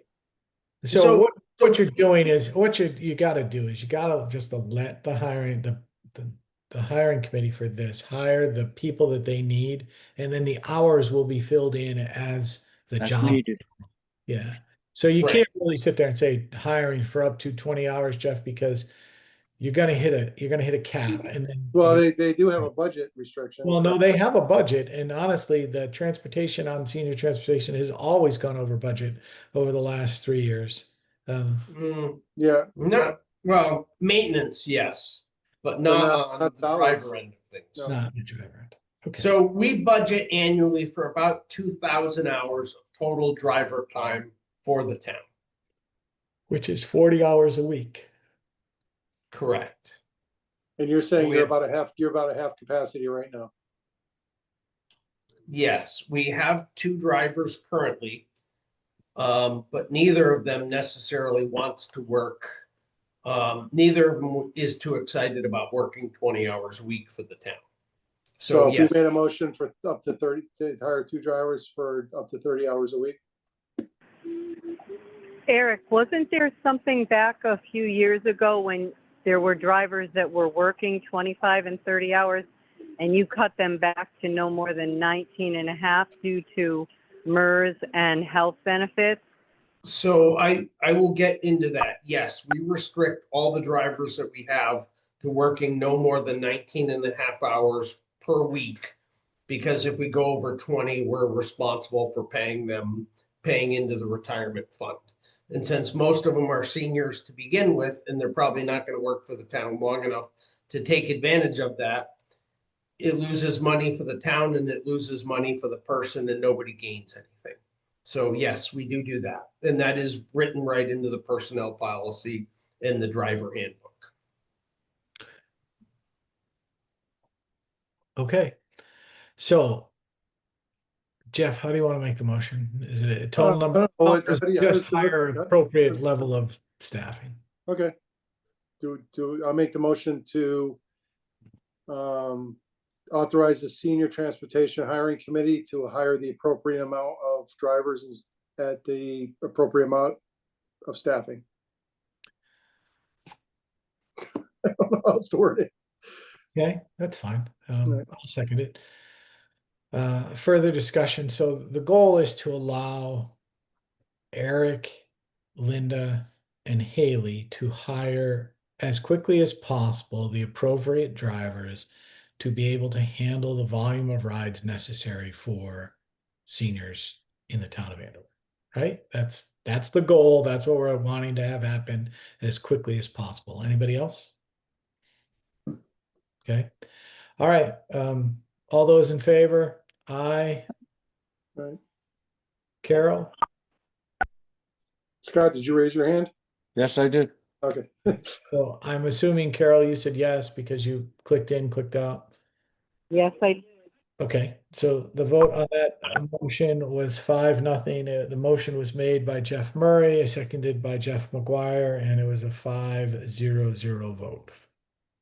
Okay, we have item 9C, discuss open community and senior center positions. The reason why this is actually on here is because the hiring committee has met and we want to, or, there's been discussions as to splitting the position into two different positions, the senior coordinator and a community coordinator. Or having a one full-time position. So the board really needs to weigh in on this, and then it will allow the committee to work to finalize job descriptions and then to move forward with interviewing and moving forward on that. So I'm putting it out there. I'm opening it up for discussion just so everybody's aware, because we heard what the Commission on Aging had to say. Carol and I are on the committee with Marcy Miner and Anne Marie Daigle. We had a meeting. We have another meeting. We just need to discuss this and have the Board of Selectmen weigh in. Any recommendations from the board? What is the committee's recommendations? Well, the committee has been in debate over this, and we had discussions over it. And the initial discussion is to have two positions with 19 hours. I mean, so I'll let Carol talk to the initial run of that. We've had discussions as to a full-time position replacement and have that. I'll speak for Carol, but in the discussions we had was that we would have a part-time person during the day for seniors, and then we would have a part-time person at night for the community and youth programs. And there was discussions in our meeting as to who's responsible for the building, who is the person in charge. There's a lot of different discussions as to what the position becomes or what the positions are. And so that's as succinctly as I can break it down to everybody as to what we were looking at and what we thought we had discussions about. But the initial job descriptions that were provided by Carol were for two different positions for 19 hours each. And the committee had some discussions. Now we have some issues with that position. I mean, I sit there and see both sides of it. I understand why you would want to have a full-time person, and the full-time person is responsible for the building and the entire project. I also understand why we would have two part-time positions and the issues related to that, and not only potentially getting nighttime hours in place, but also sitting there and having different financial ramifications for having two 19-hour positions. But it's definitely got to be the board to decide what you want the hiring committee to move forward with. So what's the pros to having one full-time person? Well, you have one full-time person that's responsible for the entire building and the entire operation, and that's the person that you have answer all the questions. So, when you sit there and you look at a full-time position, the issues related to the Commission on Aging, you have. And in my mind, you just have somebody that's there and answering the questions and responsible for the building. In the case of splitting it in two people, who's responsible? Like, who's overseeing who? So Eric is overseeing both of them, and does one have responsibility for the building? I mean, all those questions need to be answered. So, Well, would this be similar to the public works position where the full-time position would be on call? Just nights, weekends, because that would have to be, if it was a full-time position, that person would probably have to be on call if there was an emergency in the building. That is Because true. if they're the responsible person, they would have to be on call. Or if you had functions at night, it would already be on the calendar and they could juggle their hours to incorporate those hours in the evening, right? Something like I mean, that. yeah, if it was a full-time position, that would be my Yeah. expectation. Yeah, it would be mine also. But I would think that they would juggle their hours to have some hours during the day and some hours at night if they had to be there. Or if there was an emergency, they would have to be available via cell phone or on call in case something happened. A certain amount of, If they're responsible for the building, they would have to be the ultimate person that would have to be responsible if something happened. So that would come with a full-time position. If it was two part-time, what would those incidents be that you're thinking that would happen? Maybe? damage to the building, something wrong with the plumbing, just anything going wrong, kitchen issues. I mean, there's all kinds of things that could happen. Yeah, probably, yeah. Yeah, I I mean, there's, suppose there can be some, but I don't think you'd have as many problems as you would have, say, for the public works person who gets called when trees fall down, power, and snow, and all that kind of stuff. I mean, It would be a lot when Eric Could when Eric was out on his medical, I mean, we had the bathrooms in the town hall backed up. I mean, there's people flush paper towels down the toilet. I mean, those kind of things happen, and that kind of person needs to be on call in case that happens. I suppose so. I guess I tend to think of the possibly a full-time person would be better in that you'd probably would get more people applying for a full-time position. I don't know for sure who has applied, if anybody yet. It just seems like a full-time person would probably have more of a commitment to it than two part-time people. I still think we probably would need somewhat of a part-time person to fill in as things start to get more involved at the community center, senior center, because you need somebody at night probably all the time. Oh, So you I don't- definitely need a part-time person, second shift, or I would call it second shift. How many hours were allotted to that, Eric? 45 or 46 or something? So currently, the Board of Finance budgeted $47,000 for that position, It's not enough. which practically is not enough to really hire a full-time person Hmm. or adequate staffing, period. Right. I think we put in originally 60, right? Somewhere in there, yeah. Originally, they cut the budget. Correct. So I don't know what we can listen, do. there are I'm not saying you couldn't figure out how to fund a full-time position, but that was not what was budgeted. Was a single person that was part-time working at least 26 hours a week. Well, listen, I would tell you, I'm pretty much, I believe that in the beginning, initially, that should have been a full-time position. We should have funded it more. We should have given them more resources and not less resources. But because of the current situation we're in now,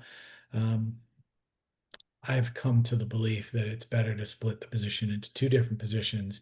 We can get more out of the positions, and financially we can afford it. I'm sorry to say it that way, but that's the truth. But there's nothing saying next year we can't budget if that person that's working days wants to transition into they're working out very well and they want to transition into a full-time role. There's nothing saying that we can't put that in for next year. Oh, we can put anything into our budget and sit there and request it. It's not that our Board of Finance will approve it. Well, the thing is, right now we have this, we just hit this budget season. And if that person that's in that part-time role or whatever, working during the day, and the public sees that there's a noticeable improvement, there's things happening at the community center, and if that person comes on full-time, we can add to that and expand it even more. I don't see any reason why that would be a long putt for us to try to get approval from the residents. But you're not, I mean, you're hiring for two different things. Yeah, mean- two part-time positions. If you're hiring somebody that's part-time with no benefits, probably you're going after somebody that's retired or somebody that's husband makes a lot of money and just wants something to do in the day to keep them occupied. Yep. That's very different than somebody that's looking to be a career senior center director, Right. professional career senior center director who's likely to stay around. You know, if you want stability at the position, I hate to say it, but you're going to end up paying, you know, somebody, you're going to end up doing that as a full-time position. Understood, but we were constrained this year because of budget. Understood. Yep. How many hours can we afford then, Eric? That's the question, I guess. Depends what you pay them. Well, if you sat there and you took $47,000 and someone has to be in charge, you have to put someone in. The way I looked at it is the person in the daytime shift has to be more responsible because they have more interaction with the people within the town hall, Eric, and so on. So anyway, you have a person that's running the senior the senior programs, and then someone running the community programs, which means the sports and the gym scheduling and the field scheduling and those types of programs. So you really only have, somewhere in the range of, let's say, $25,000 split between the two positions each that you could pay somebody for the 19 hours. And Carol had broken it all down. So Carol, if you can come off of mute and speak, that would be wonderful.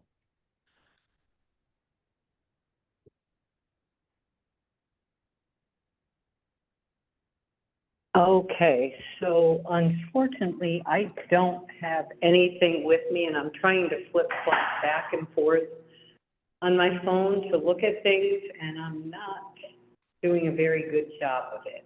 So, you were there, Jeff. I gave you all, we had all the paperwork for the breakdown.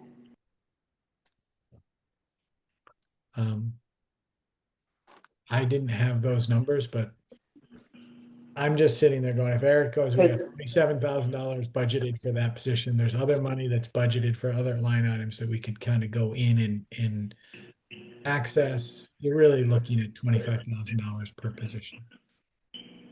Those are just Right, ballpark. because I remember you broke down the dollar amounts when we had our first meeting. So I thought you came up with somewhere around 60 for the three, but that included the position that Linda has with doing the transportation. I know I didn't have the numbers. I can do math though. So if Eric is telling me I got $47,000 budgeted to that, and I've got other money sitting in other budgeted line items, and then yes, you have to take out the hours per week for the senior driver coordinator. We have to make sure everything falls into the budget. And so the question ends up being, is it part-time job or is it full-time job? If it's two part-time jobs, that tells the committee where they need to go. If it's a full-time job, that tells the committee where it needs to go also. So, well, what are we budgeted for? If we can't afford a full-time position this time, then the answer is two part-time positions. Unless we have money that we can pull over somewhere to fill these positions. And like, I don't know if you guys interview, if the committee interviews for these positions and you can't find those two part-time positions, and you come back to the board and say, look, we're going to have to make this a full-time position because we can't fill it. what we need to do is we need job descriptions to at least tell people what their job expectation is. So that's why we need to know what they are. If it's a full-time gig, and listen, if it's a full-time job and it can only pay $47,000 less the senior driver position, well, then that's even No, less. you can pay the senior driver position out of the money that's in the driver's account. So you can basically subtract that out. We'd be okay with that. What you can't do is, there aren't too many other things in that budget that you can really tap. Okay. So with the volume of driving that Linda's talking about, with the numbers being up, you're saying that there's enough extra money that you put in the driver's account to cover that position too? No, I'm not saying that. I'm saying that that's the only practical place you can take that. And Now, if you there run over was- in that budget, then we figure out where to cover it from somewhere else in the town. Just like But we you do with did have everything an else that runs over. assistant. Now, I remembered you did have the assistant position in there, $20 an hour. I think it was 10 hours a week, if I remember. Because Jeff, I thought you came up with, when we looked at the budget, you said there was somewhere around 60,000 between the 47,000 that was budgeted, and I thought it was 20 or 23,000 for the community center assistant. Carol, you do know that you were the one that came up with the numbers and you were the one that came up with the part-time positions. You do know that, right? So Well, I don't have the numbers, Carol. I'm just trying to get an answer. no, I actually had lower because I just did the 47 and the 6,500. Okay. But then there was that extra position that I hadn't figured in, that was the assistant Okay. So salary line. So I only figured in the 47 and 6,500 for the 5,300. okay. So again, it comes back to the same basic ballpark numbers, which is $25,000 per position if we sit there and do part-time jobs. And So reality is my question is, do we need to staff the community center the same that we do during the day? Like what's the needs at night versus the needs during the day? Is it 60-40? Is it 75-25? Is it 50-50? Because if it's 50-50, then we're going to need 19-19. But if it's not, maybe it's 10-30. Well, the whole issue is that the positions, right?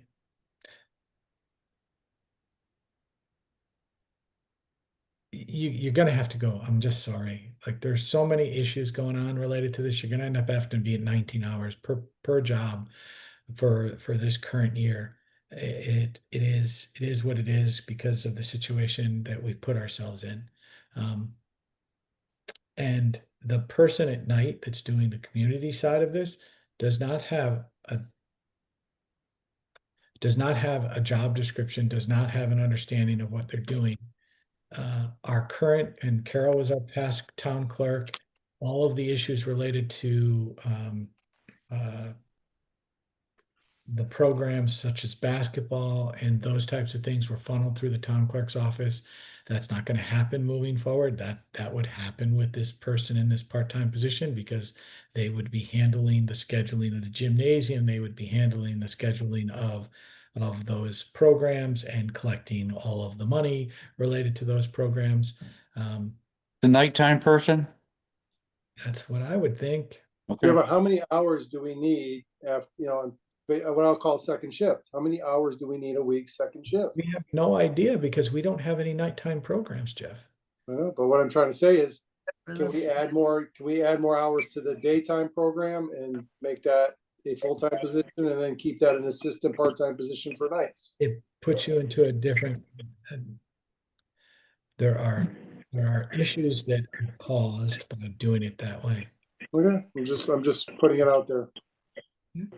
As far as the basketball program and scheduling the gym, the rec commission will still do that. Megan Lally has been helping a lot with getting grants and things like that. We can still have the registration forms come in and just have a bin in the town clerk's office just like the Norton Fund has it, the veterans. If we're Susan, doing, if we're is doing there- these positions, Carol, we need to have these positions do something.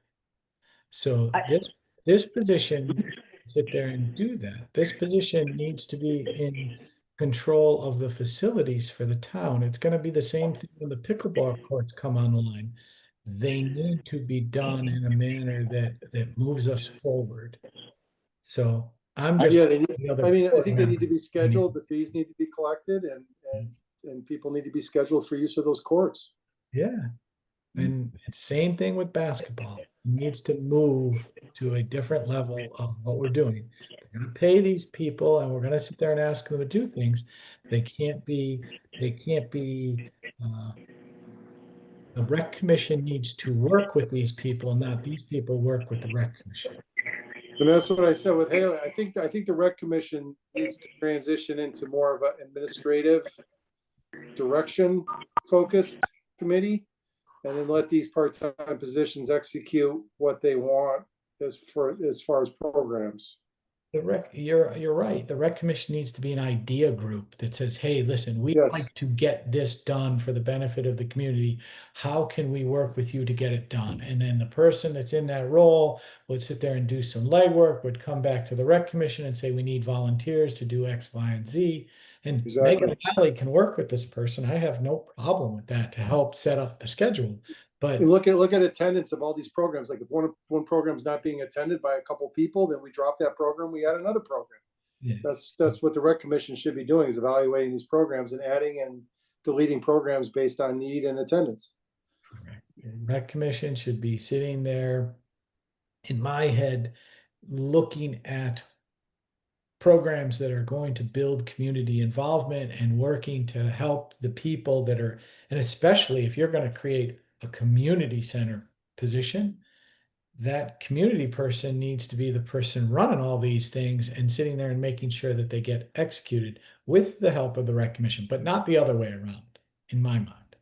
So So Eric, that would- what's the downside of having like 25 and 13, 25 days and 13 nights? What's,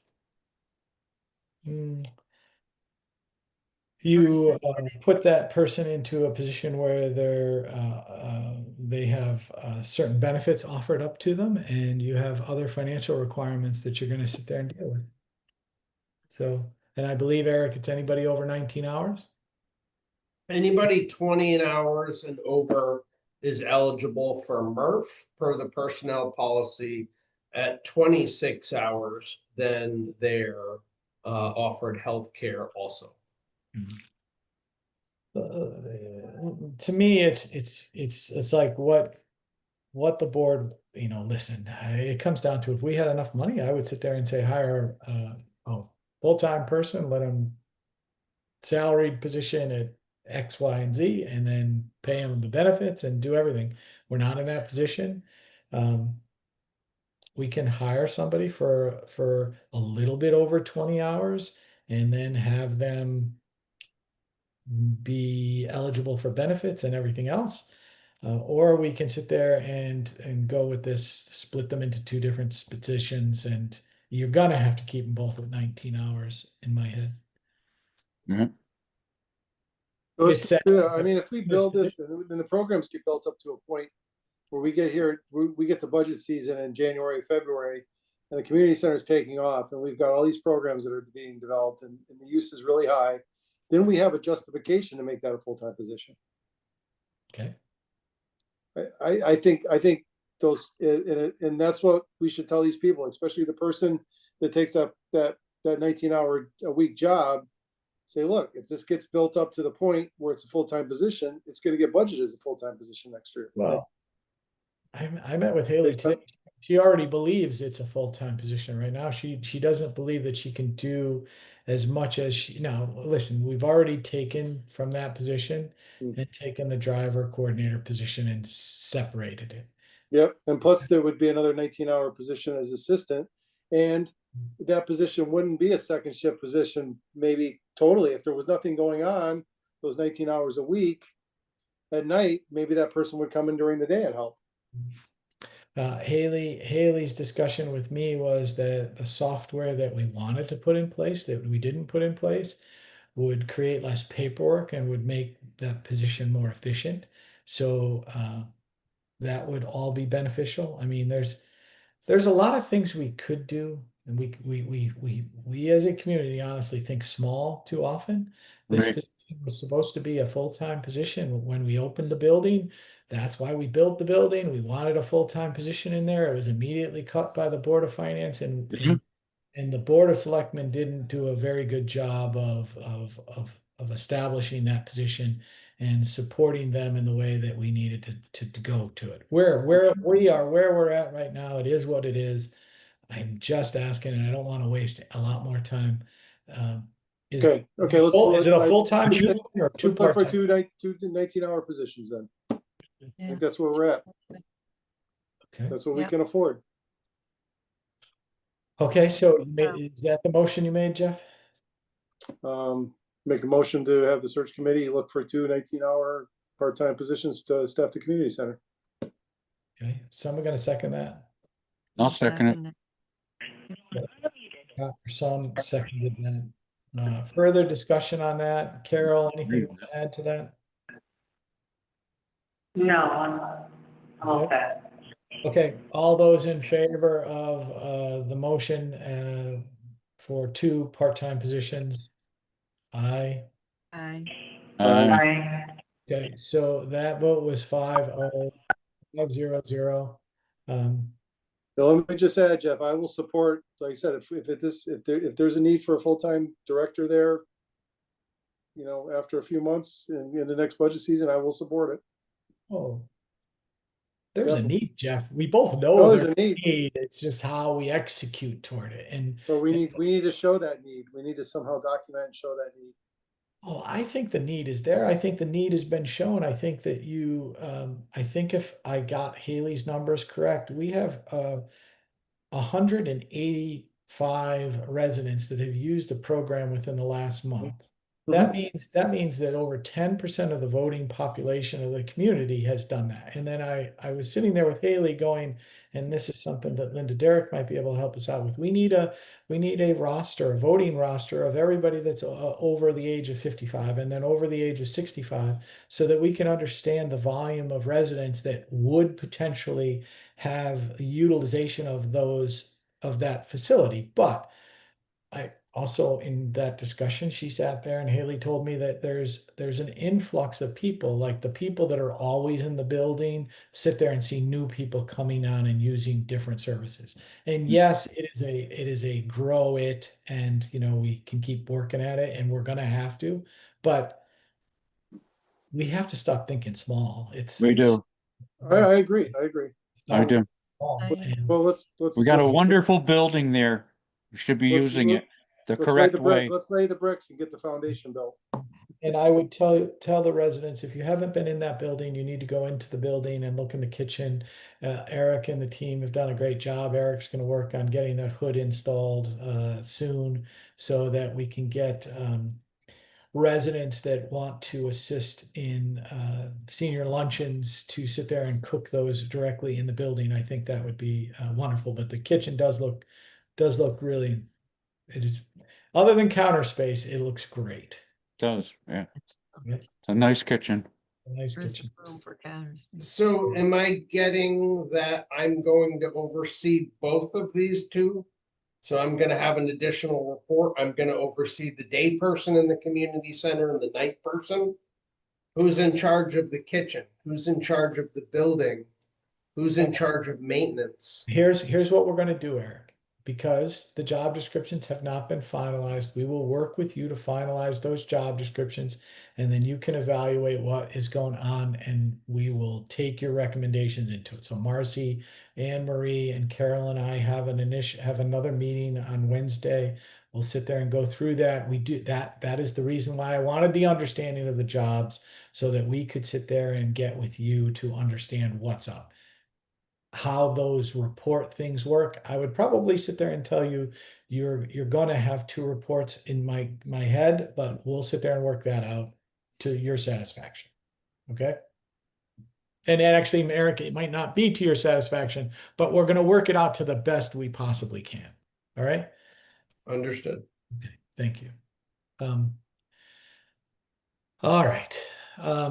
What about the software that we need for the community center? How uh, many times are we gonna beat this? I think we Let- ought to get that. let's sit there and bring that up at our next meeting. We got to hire somebody that's in the position, and we got to sit there and, Well, Well- 2 people plus another woman that came on, told us we needed that software. Now we have 3 people said we need that software. We're thinking too small. So for the record, the Board of Finance lined out the budget for software for the community center, period, not just the scheduling software. They lined out for everything, email, everything. We're covering that out of the town hall software budget because there is zero budget for that for the center. well, Thank you, Board of Finance. again, we need to sit there and work with the Board of Finance to understand what the priorities are for the town, other than just a dollar number. So we'll sit there and do a better job of that as well. So let's move on to 9B, the registrar's request regarding space in the vault. Jeff, I know you had the meeting on Friday at the Department of Public Works. Did you find a spot that we can put No, both? unfortunately, we did not discuss that. All of our topics pretty much revolves around the position. So what I can do is I will go down this week and talk to Mark and employees and figure something out. Okay, you can do that, but can I ask a question? This is to Carol. Carol, why can't it go in the community center? It's supposed to go in the community center in the basement. Then why I guess can't in we the put it furnace in? utility room area. Can we do that? Can we get that done this week so the registrars can have that freed space? I mean, I'm not asking you, Carol. If Carol and the rec commission are okay with it going into the basement of the community center, Eric, can it go in the basement of the community center? Absolutely. That's where it's supposed to be. How about we get that done before our next meeting? And then Jeff, you don't have to Yeah, worry. you can save me a trip to Public Works. If you authorize me to move it into that facility, I will do it. It just, the rec commission has not wanted to move that. They were Okay. supposed to move it after the last open house event they had. They chose to stick it right back in the vault. Okay, so That's not on me. Let's And hit that. Jake- Understood. Let's just move it into the community center in the basement. We have that building for a reason. Put it up on some pallets. I don't want to hear that. Well, Mike- is there a storage, like, can we get a storage box on casters or something that we can put the bounce house in and roll it and put it away? It's already in a rolling storage container. Okay, then it's settled. Perfect. It should be easy to store then. Let's go. Fine. Can we Yeah. go back to one thing on that we didn't really discuss under the open community and senior center position? We're less than a month away for Haley's temp contract to be up. Since you haven't even advertised it or decided what the job descriptions are, Haley has agreed to extend her stay. How does the board feel about that? Do you have any problem with me offering Haley a contract extension until such time as either she finds a different job or you you select the permanent person? Let's make the motion. Make a motion. I'm fine with her performance. So To what date? I'll make a motion that we extend, and I'm just gonna, it's Haley Proto, correct? I just want to make sure my last name is Yes. accurate. Yes. I make a motion that we extend Haley Proto's contract for the community center position until a time where we either fill the director's position, or she chooses to accept a different position. I'll second that, Jeff. Okay. So that is to authorize Eric to extend that contract. All right. Okay. So further discussion on that? Anybody? All right. All those in favor? Aye. Aye. Aye. All right. So that was 5-0. Motion by Jeff McGuire, seconded by Scott Person. Okay. Thank you.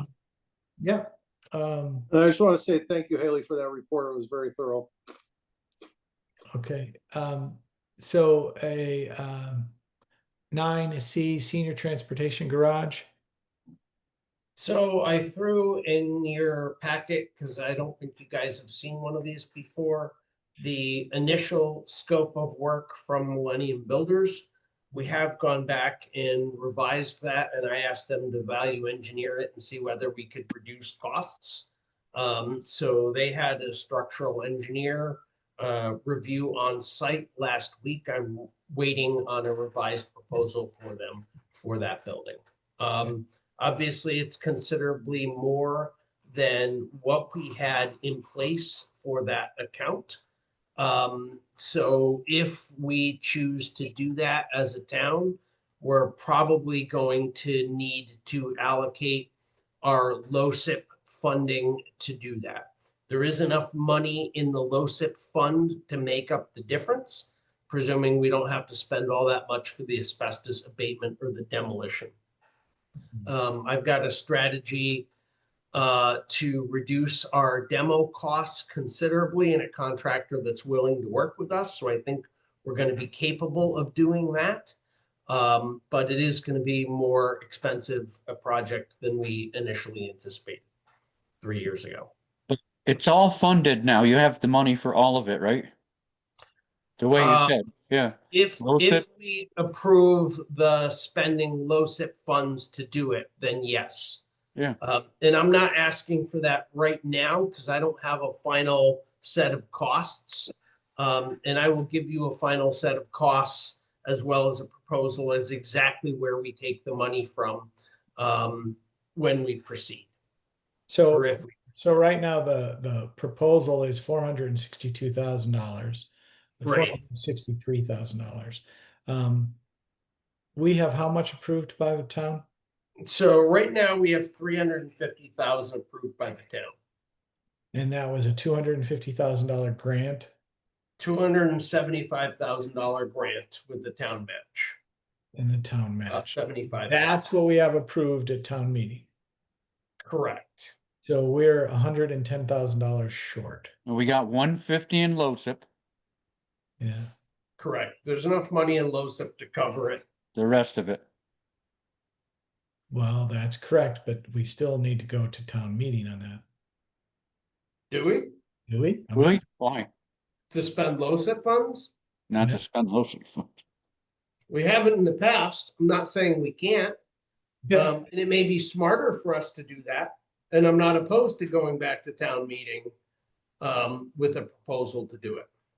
Okay, well, we need to get the proposal finalized. And is this the same, if I was reading the documentation, this is the same group that's doing, one of these groups that did this proposal is also the same group that's doing the field? Correct.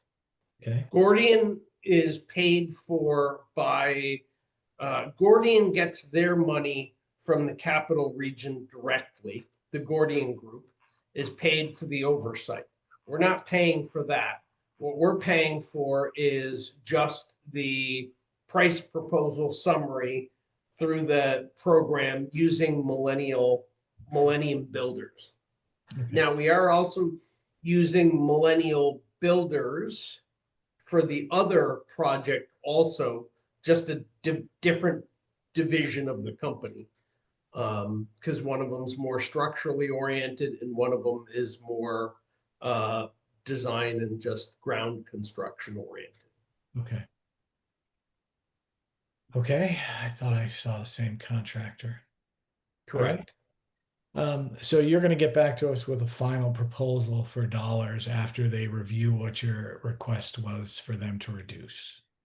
Correct. Okay.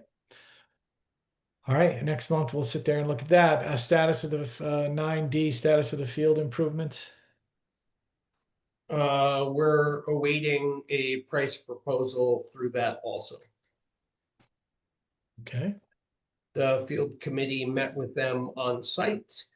They asked us to come back and supply some additional information, which we did. We should have a price proposal back from them officially within the next couple of weeks. Okay. A 9E, the status of grants that was in our packet. If you could give us a brief rundown of that and some timelines on those grant. Sure. So just the big ones, the STEEP 2022 grant, there's a lot of little grants here that are not reflected in this document, but the 2022 STEEP grant for the public transportation, that was 275 plus 75 town match. So, and again, with the assumption that we're gonna augment that with LoCIP funding to get what true construction costs are. I mean, one of the biggest problems we ran into that is that we did not bid that out originally as a prevailing wage job. And we've been forced from the state to make that a prevailing wage job. We can get to demo pretty quickly, so the assumption is asbestos and asbestos abatement and demo this fall, and giving them a clean slate to work with. I don't know whether they could fit this project in late in the winter. They were late in the fall. I don't want to pour concrete when it's cold. So if it doesn't look like we can get them in and pouring concrete in November, then we would be looking at delaying construction till spring for that. Rec field improvements. So we're quite far along in that project. And we're still looking at potentially fall construction season with Millennial builders on that. This is right in their wheelhouse. I looked at a number, well, I looked at one field that they constructed under the same project or the same type of project. So I have no doubt they can do it. The question is just how much bang for our buck can we get? So once we get the initial proposal back, we will be adjusting our scope to kind of maximize the dollars we have for that project. The next up is Fed Local Bridge Program. That's the first one is Bunker Hill Bridge. Construction's about 30% complete. We should still be on schedule for December completion of this year.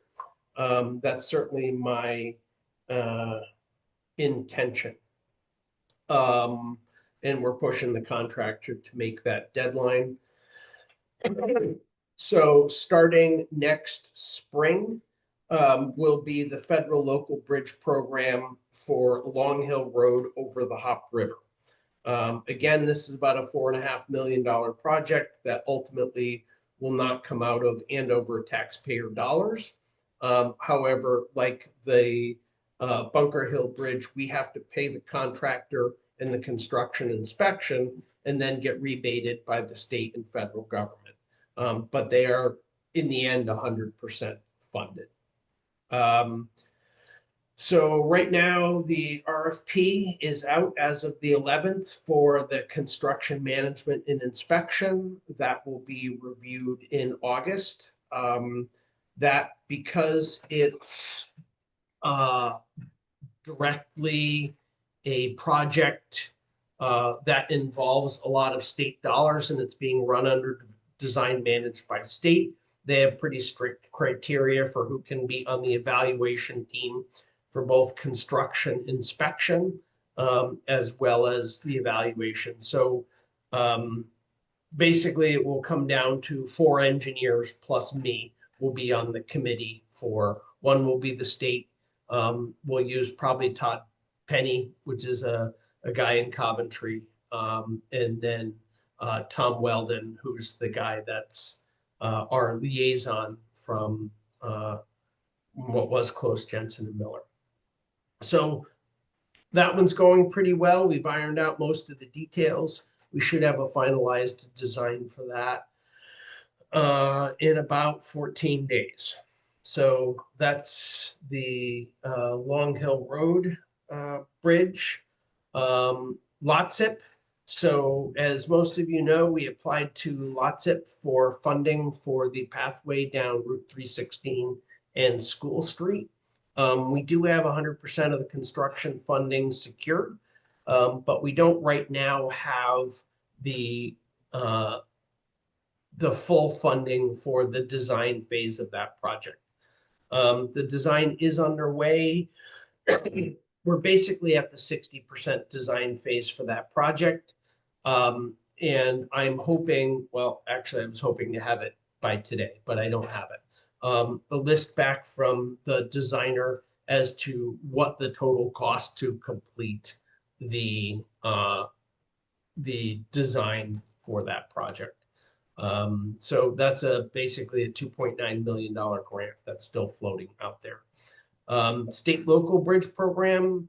The next up to replace is the Lake Road Bridge over Cheney Brook, which is at Basola. That will be pushed off to the 2027 construction season. The CONDOT has already agreed to a 1-year extension for that. We're at the 70% design phase. We've had the utility coordination meeting for that. The hard part of that is that's going to take a series of construction easements. We will have to do a temporary relocation of the entrance to Basola Road from Lake Road. So that will be a little invasive when we start that. And I've already met with Dennis O'Brien and the contractor on that a little bit. The contractor we're waiting to get back from him what the limits and get easement maps for him so we can start pursuing the construction easements for that. So that project is $1.8 million project. Correct. Yep. Okay, go ahead. Nothing cheap.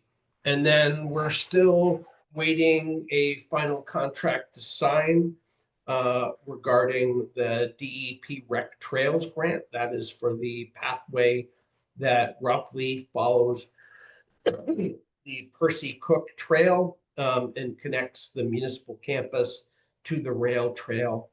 And that is a design-only funding. Already went through town meeting. The contractor has stated that they will, because they are the delay right now in getting me the final contract, that they will honor what they agreed to for a price a couple of years ago when we first submitted that grant. We did receive a legislative appropriation this year of $250,000 for this fiscal year and another $250,000 for next fiscal year. We're still waiting on the funding authorization in which state agency that money is going to be assigned for. That money is earmarked for recreational field improvements. And this year's allocation will be used to augment the steep funding for pickleball playground and those improvements. And then we need to have a conversation about what we're going to do with next year's allotment of funding also.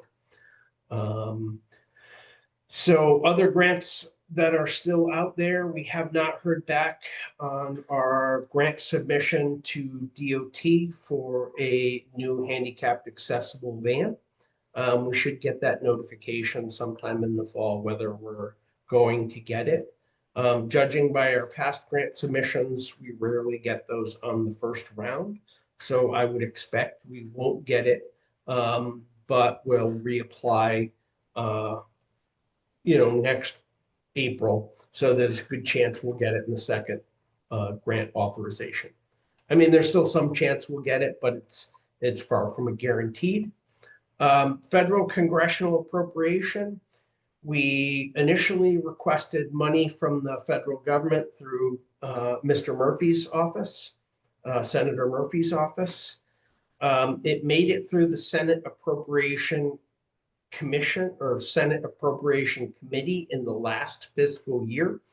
And then the way the budget occurred, there were no appropriations for any congressional or senatorial appropriations approved, so nothing got approved. The Senate has said those that made it through the Senate appropriations the previous year will be prioritized in this year's grant applications through the congressional appropriations. We have fully resubmitted it on time this year through Senator Murphy's office. Again, we won't know till the earliest we'll know in October if they actually pass a budget next year. But most years it's considerably later than that. So the last thing up is LoCIP funds. So we still have approximately $70,000 left in the old reimbursement program that we haven't spent. And we have an additional $82,000 that's actually in our town LoCIP account now. So those are available for projects that go through the CIP and approval process. So my assumption at this point is we're going to spend all of that money for the senior transportation garage. Looking forward, it looks like there will be another round of TRIP, which is Transportation Rural Improvement Funds this year. I've been working a little bit with the town planner. I think probably what we're going to try to do is we're going to probably try to submit a TRIP grant for repairing one of the other culverts. The advantage of TRIP is that it's an 80% match.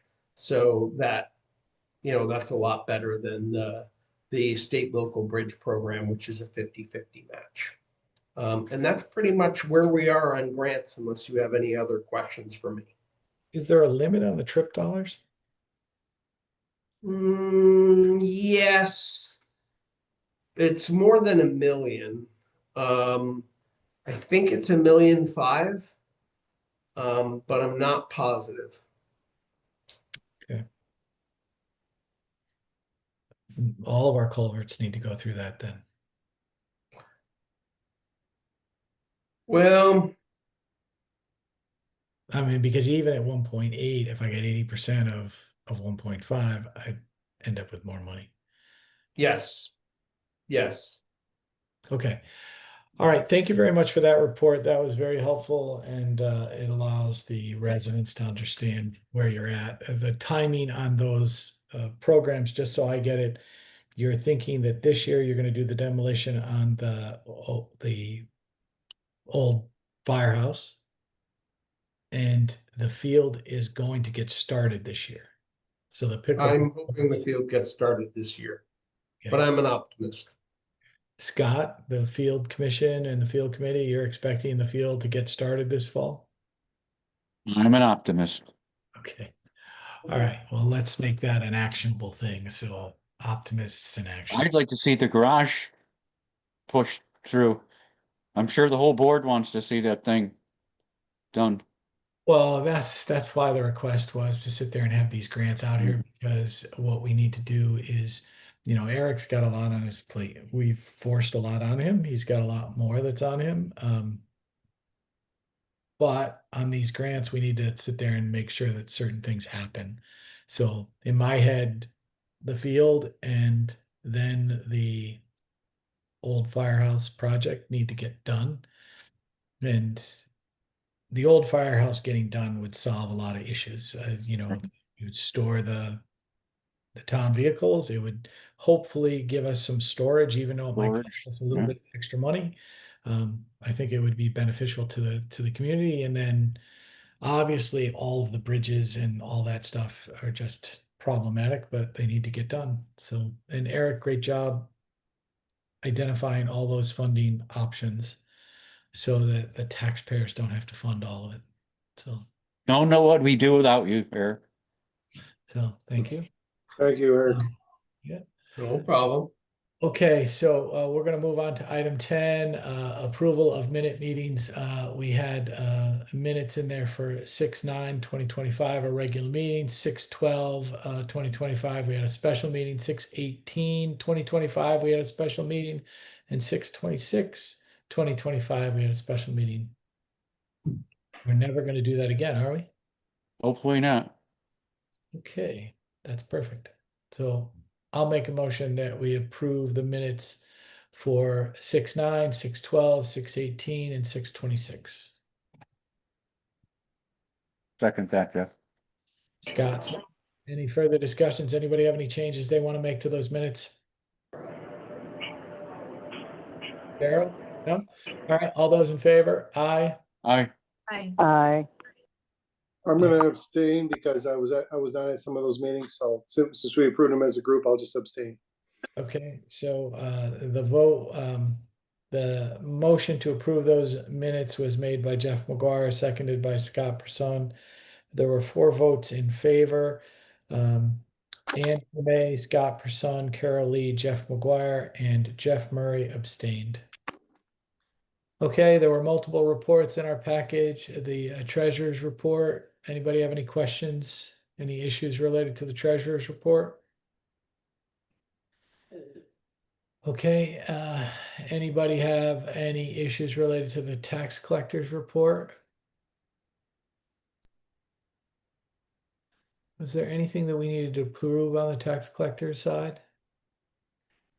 Let's see, 1 second on the tax collector. A lot of people paid their back taxes. Hmm?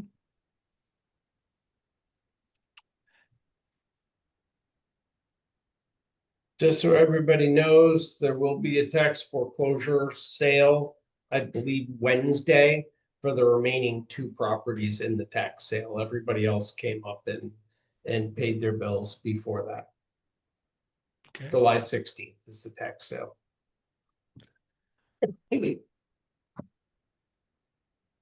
Okay. So July 16th at 1 p.m. there is a 1 p.m. tax sale, and that is held at the town hall in the community room. That is correct. Okay. So you can come bid on properties if you'd like. Okay. Did we have anything to approve? Yes, we do.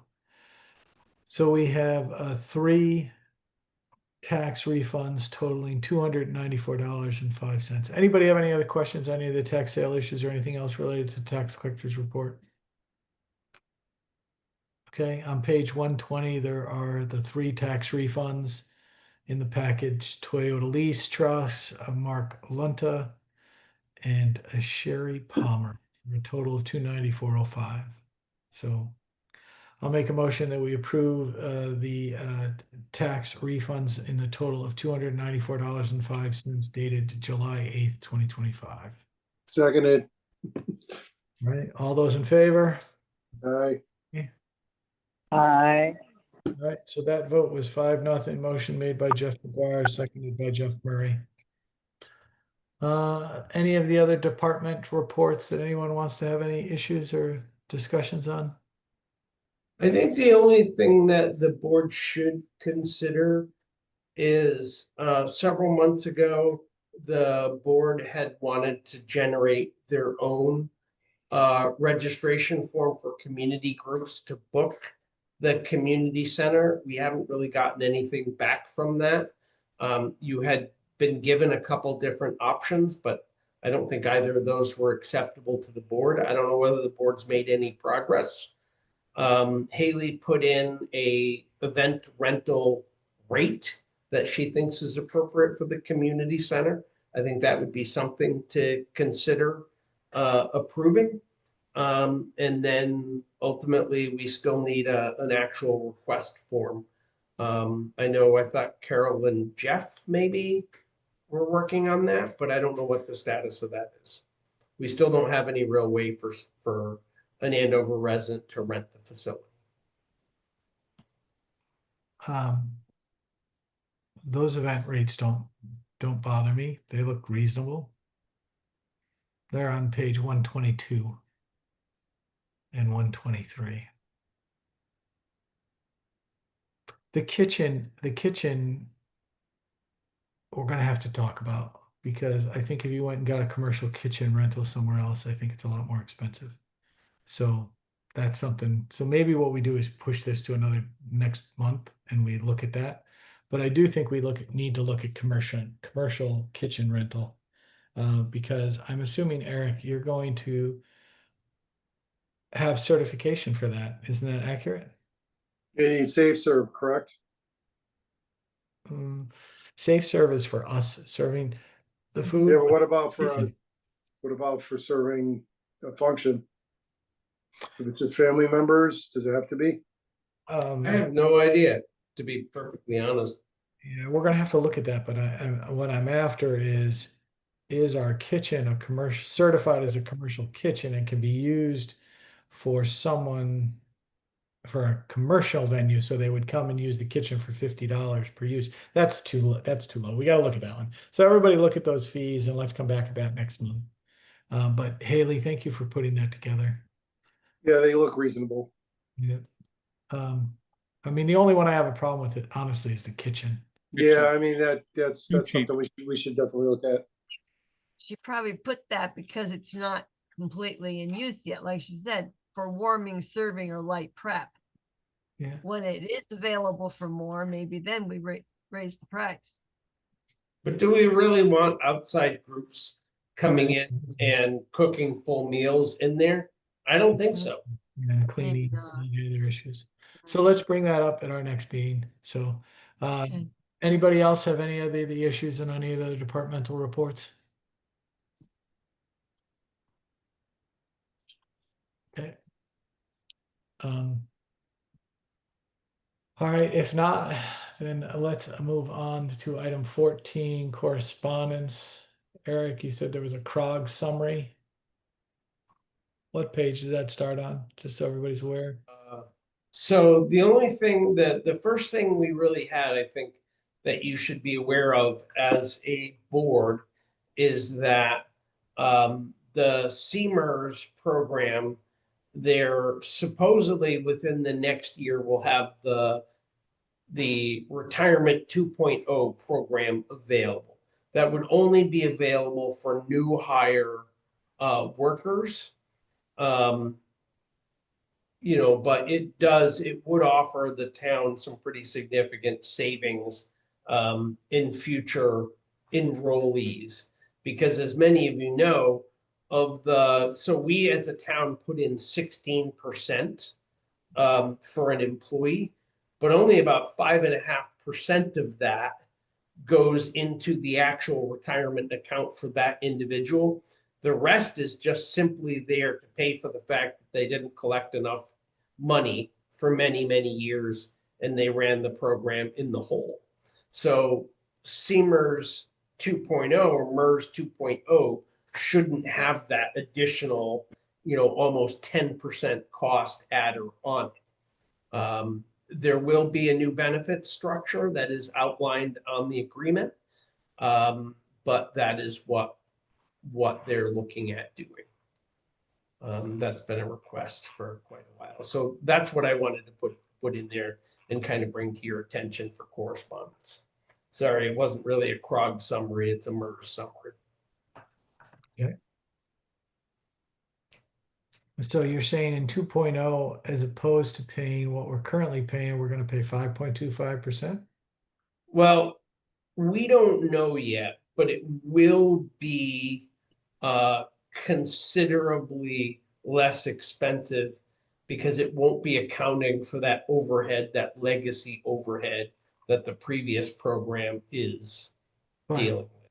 But for all of our existing employees, we're going to be under MERS 1.0.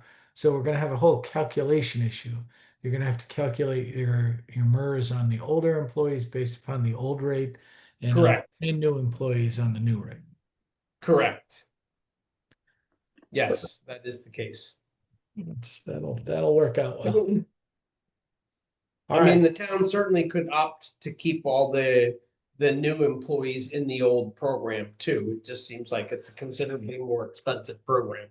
I mean, if it was up to me, we'd just go for, defined contribution plans, but that doesn't seem to be an option available to us. Okay. Anybody have anything they want to discuss? Anything else? If not, we're going to move on to public speak. Anybody?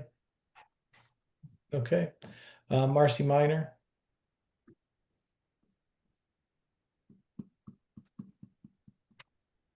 Hi, yeah, I just wanted to find out if it was an option to, when we're on the advertising for the position for the director, if we could possibly, I don't know how to say this. I was trying to suggest that we keep it open. Um, maybe if we hired somebody, like one person, maybe 30-hour weeks for this first year, just to try to get our feet, you know, get everything. I don't know. I'm sorry, I'm tired. I guess we'll talk during our meeting. Join the club. Thank you. Thanks. Blaine Bucart. Yeah, I had a few things. Way back to the whole discussion about the NIP money. I'm one of the organizations on CART, and I'm with CERT. There's 4 of us. We've got the church, the food pantry, the Cub Scouts, and CERT. And Don Lundenberg is in charge of CART now. And that money that we have comes from the Redemption Center. They send the money, it goes to the treasurer, and then the treasurer splits it up among the 4 organizations twice a year and sends us checks. So the NIP money would definitely have to be separate, kept track of separate, so that nobody starts splitting that out among our 4 groups. So that's like the only stipulation there. I did have an idea that maybe that money from the NIPS could actually be taken care of by the Hartford Foundation for Public Giving group, have a separate little fund there, and maybe some community members will come up with a good idea or project to go ahead and clean up the streets in Andover. I know Alpoa does Earth Day cleanup, and I think they might have another time during the year that volunteers all organize and go ahead and clean up around the lake. So something like that. But it seems like it's more in the purview of the Hartford Foundation of Public Giving. But there are many stipulations on spending that money and how to dole out that money that comes from the Hartford Foundation for Public Giving. So maybe something separate. Also, the discussion about the signs and what's around the signs, the welcome sign. And I noticed Kathy DeRocher's not on the meeting. She is in charge of the beautification committee. And she got a grant. She got money from the Hartford Foundation for giving to do a nice wall around the welcome sign. But then we had a snag that the state of Connecticut does not want anything that would kill someone if a car came up and hit it. So they need a breakaway. They want a breakaway thing around the sign and the posts themselves, and that would be fine. But a rock wall is a no-go. So Kathy is back to the drawing board, redesigning what we can put around the 2 signs, the one that exists and the new one that's going to go up. But just wanted to go ahead and give you a heads up about that. Thanks. All right. Thank you very much. Stephen King. Can you hear me okay? You can. All right. Hey, congratulations, Carol. I've been away for a while. I apologize. I'm back. I'll be back for the duration. I'm sure a couple people are probably disappointed about that. Sorry, Jeff, but I have a very serious issue that I got to raise tonight. As if you're unaware, I'm a federally licensed firearms dealer, dealing in Title I and Title II firearms. Chairman of the Andover Sportsman's Club. I'm the Chief Range Safety Officer, former president and current vice president of the Connecticut Gun Guild, which holds a seat by statute on the Board of Firearms Permit Examiners. I was apprised today that from an NCON officer who is on this meeting tonight that Andover is denying acceptance of pistol permit applications from residents.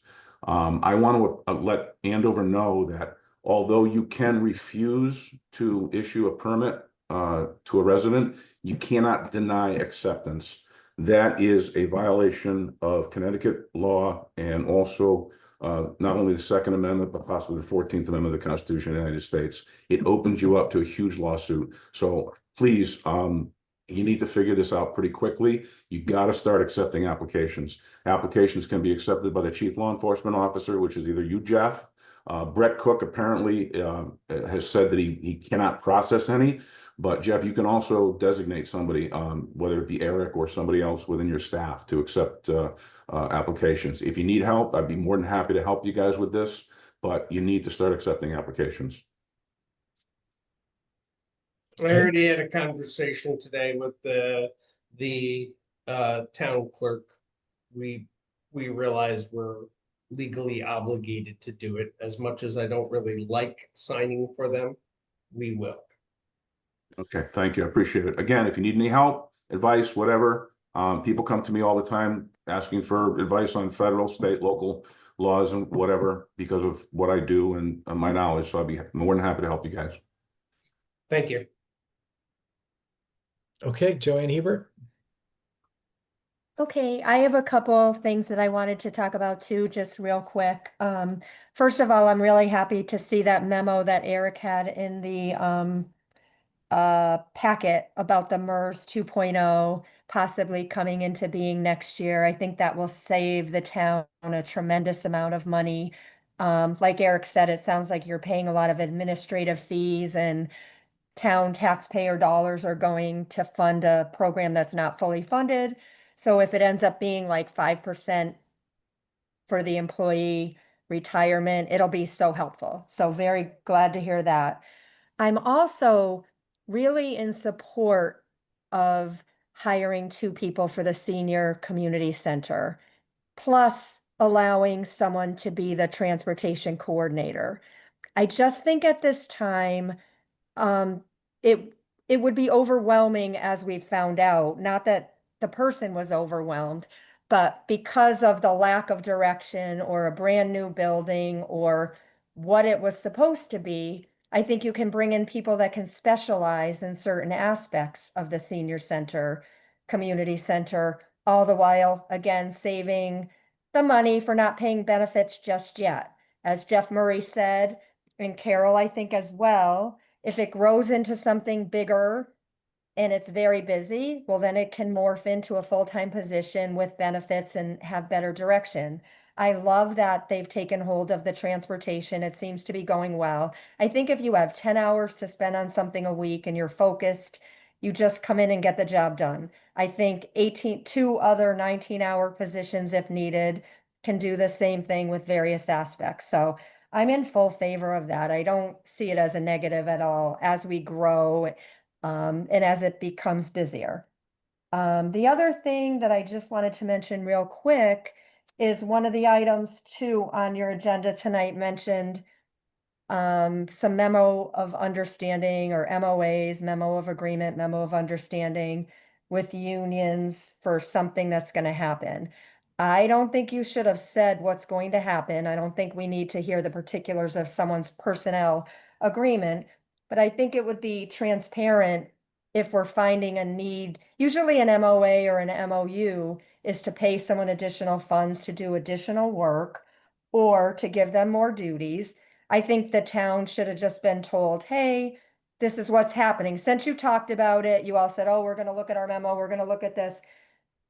I personally would have liked to hear what it is. I'm glad you're following all the union things as the town, and I just think we have a right to know if there's new duties coming on for someone or it would have been good to hear. Thank you. Tess Grouse. Nothing for me, thank you. Kimberly Person. I know it's late, so I'm not going to say too much, but I will send the selectmen an email tomorrow.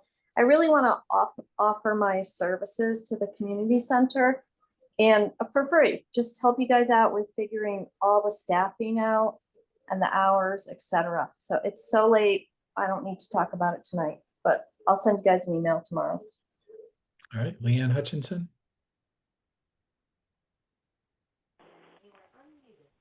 Yes, hi.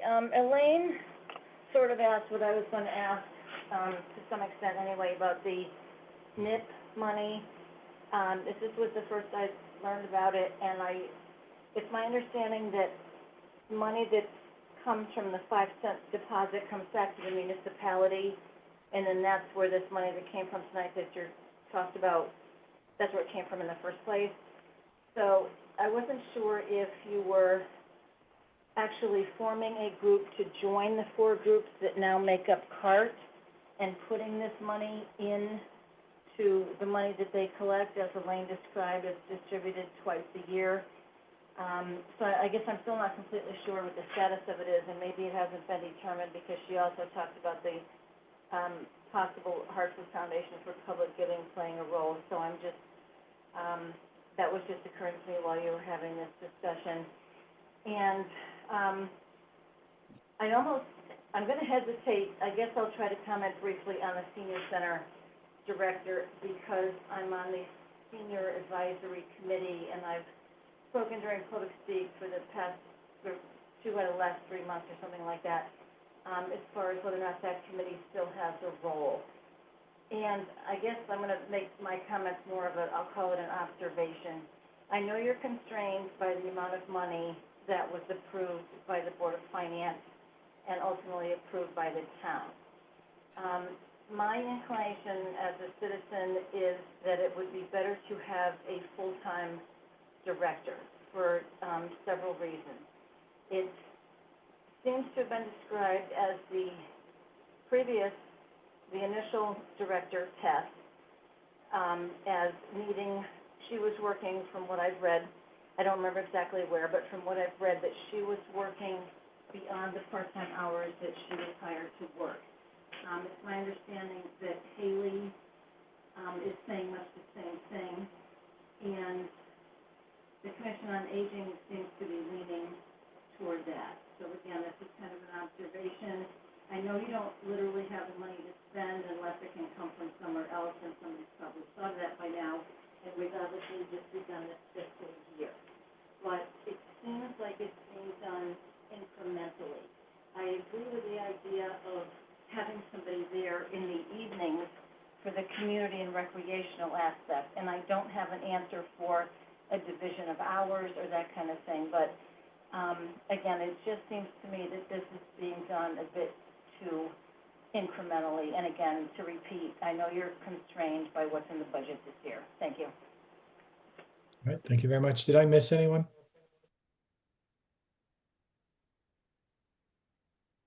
Okay. Item 16, adjournment. Motion to adjourn. Second that. All right, Scott seconded that. All right, all those in favor? Aye. Aye. Aye. The vote was 5-0. Motion made by Jeff Murray and seconded by Scott Person. Everybody, thank you very much. Appreciate it. Eric, thank you very much.